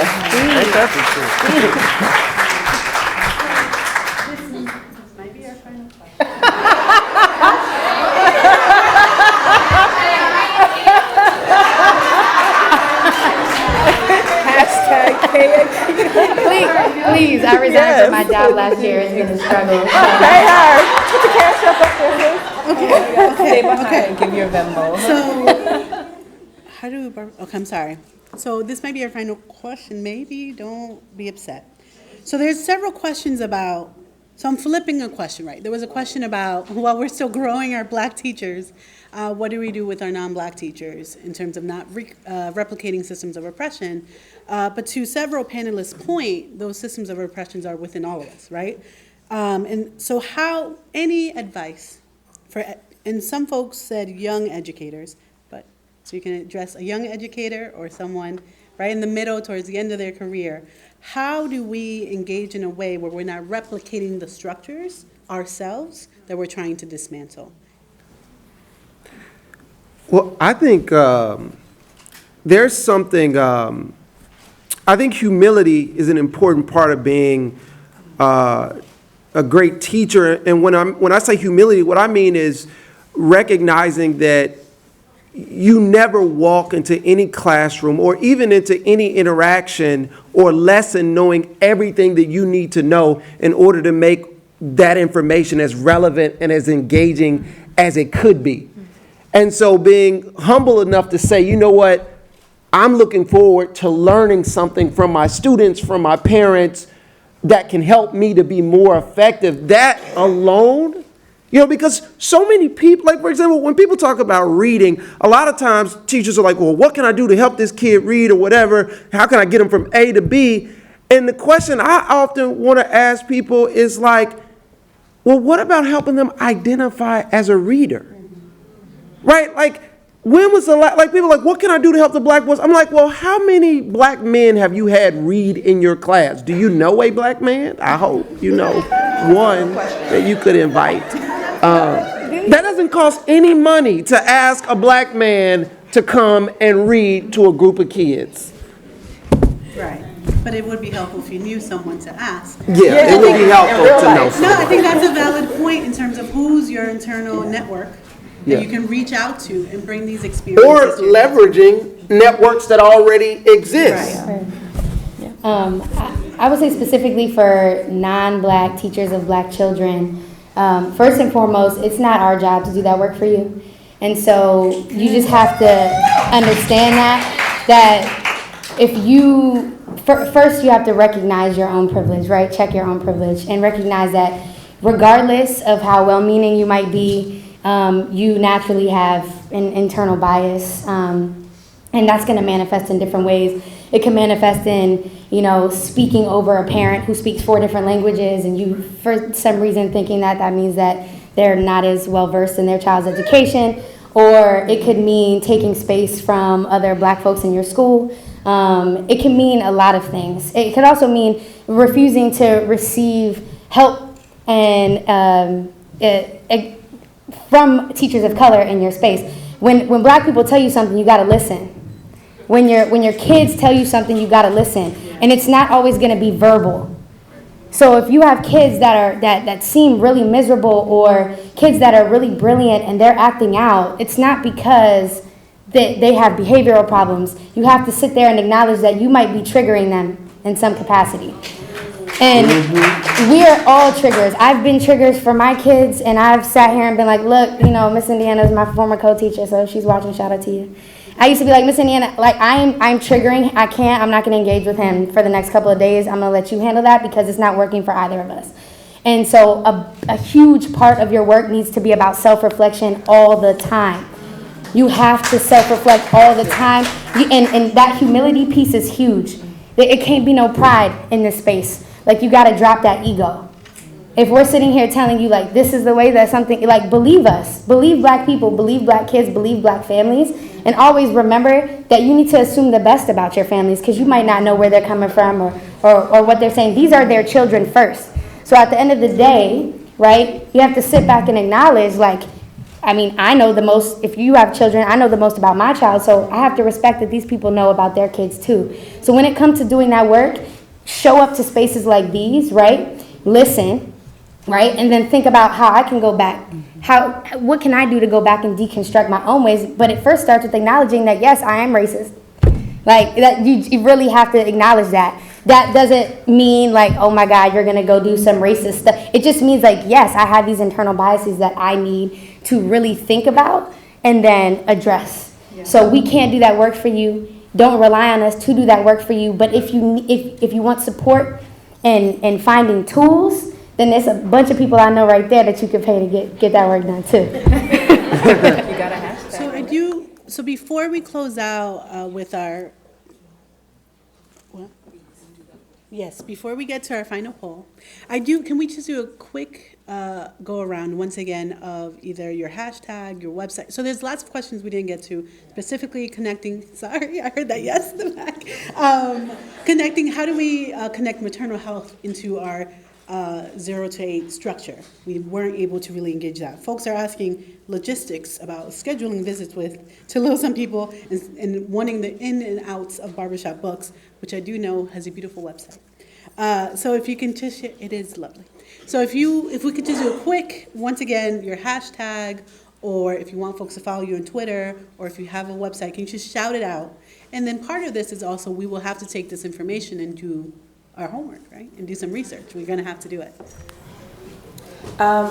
So Black Breastfeeding Week, we're all over the place, internet, social media, all that stuff. Just Google it, find us on your social media platforms. Please connect with us. Wow, social media. Okay, first and foremost, Equitable Schools. It's just that on Instagram. I'm not really on Twitter a lot, but on social media, Equitable Schools. It's equitableschools.org. And again, we're like relaunching because I had to think through what I really wanted it to be. also for Woke Kindergarten, so if you're interested in any PDs or anything like that, that's wokekindergarten.org as well. And my own Instagram, if you're also interested in like the arts and the creative side, is Akia, but it's spelled phonetically because a lot of people think that my name is like IKEA. So it's UHKIEA. And then if you're interested in Sisters Unsigned, because a lot of people are also creatives, we're always looking for people, poets, dancers, it's at Sisters Unsigned. And then just to get in contact with me, hello at Akia Gross, AKIEAGROSS.work. Barbershop books everywhere. You know, if you at barbershop books, barbershopbooks.org.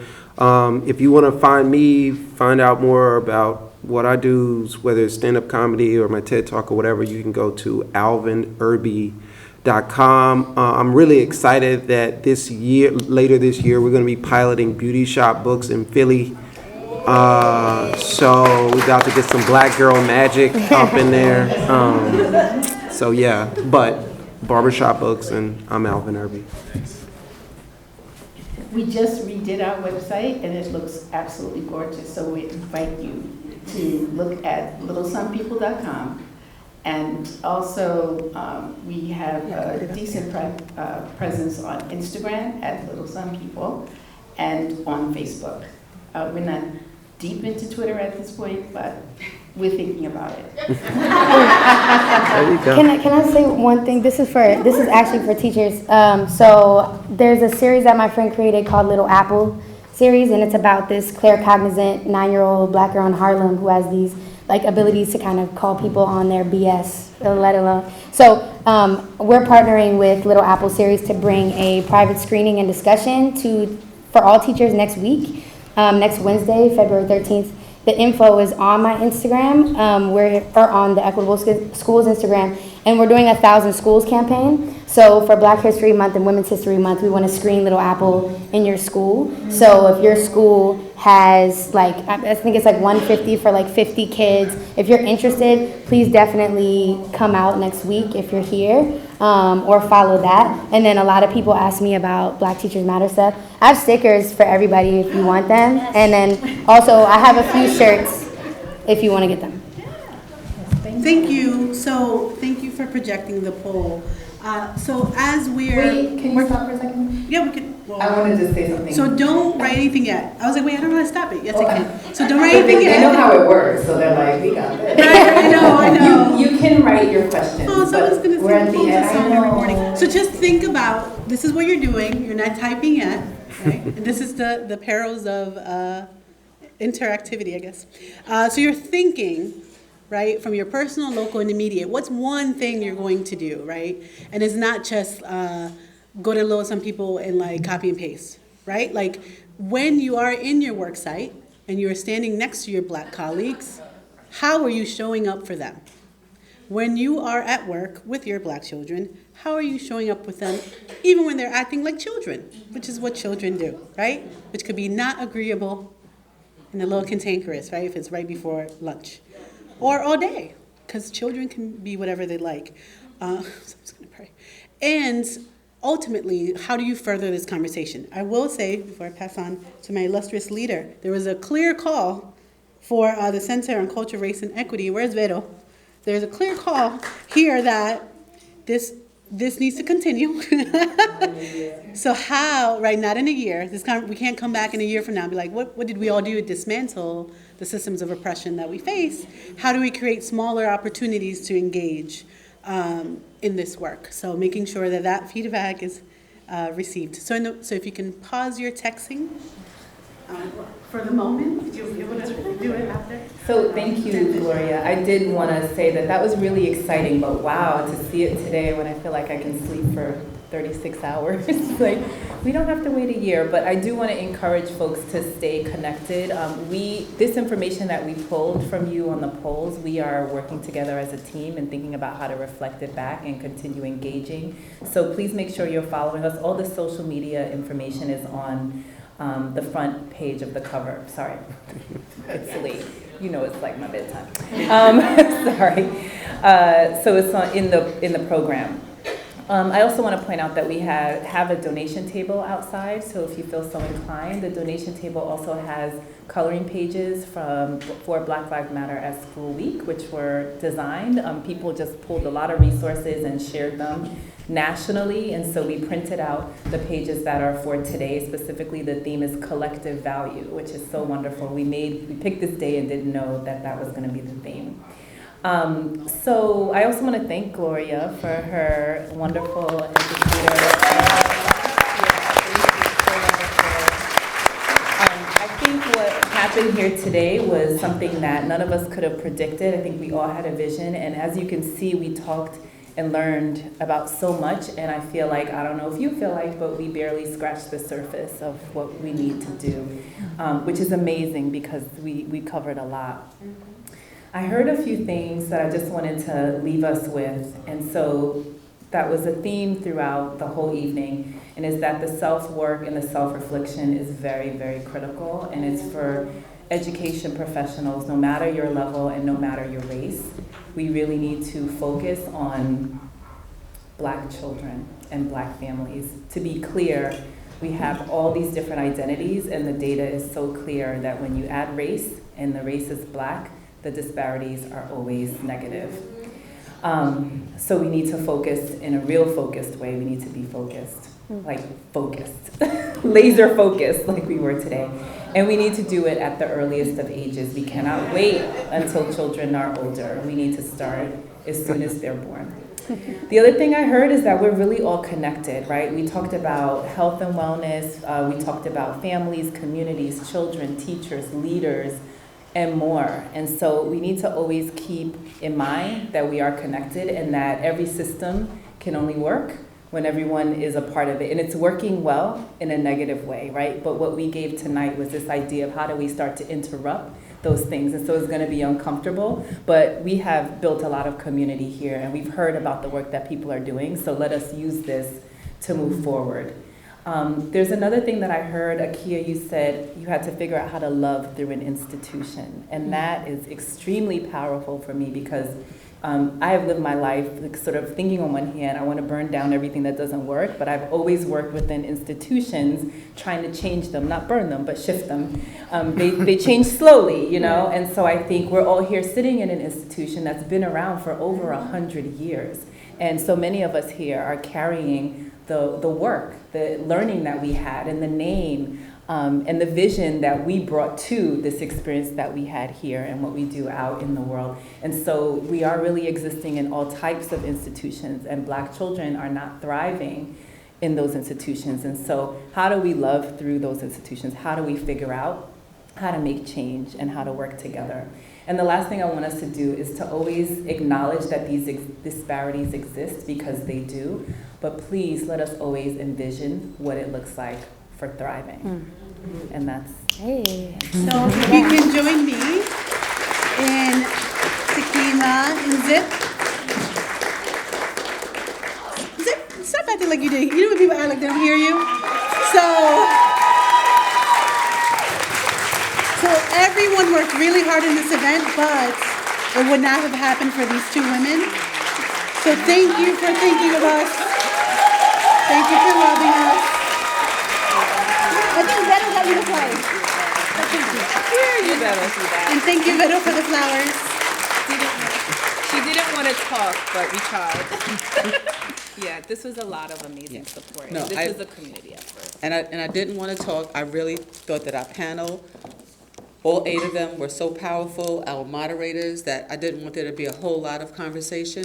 I'm just going to say one thing, and one thing only. When we talk about burning things down, let's seriously think about it. I worked in the system for 32 years, and the first thing we have to do is stop giving our children standardized tests, this high-stakes standardized testing. There you go. So that we can create spaces so that our children can play and love to read. As long as we're teaching them to read for the test, they are never going to thrive. Thank you.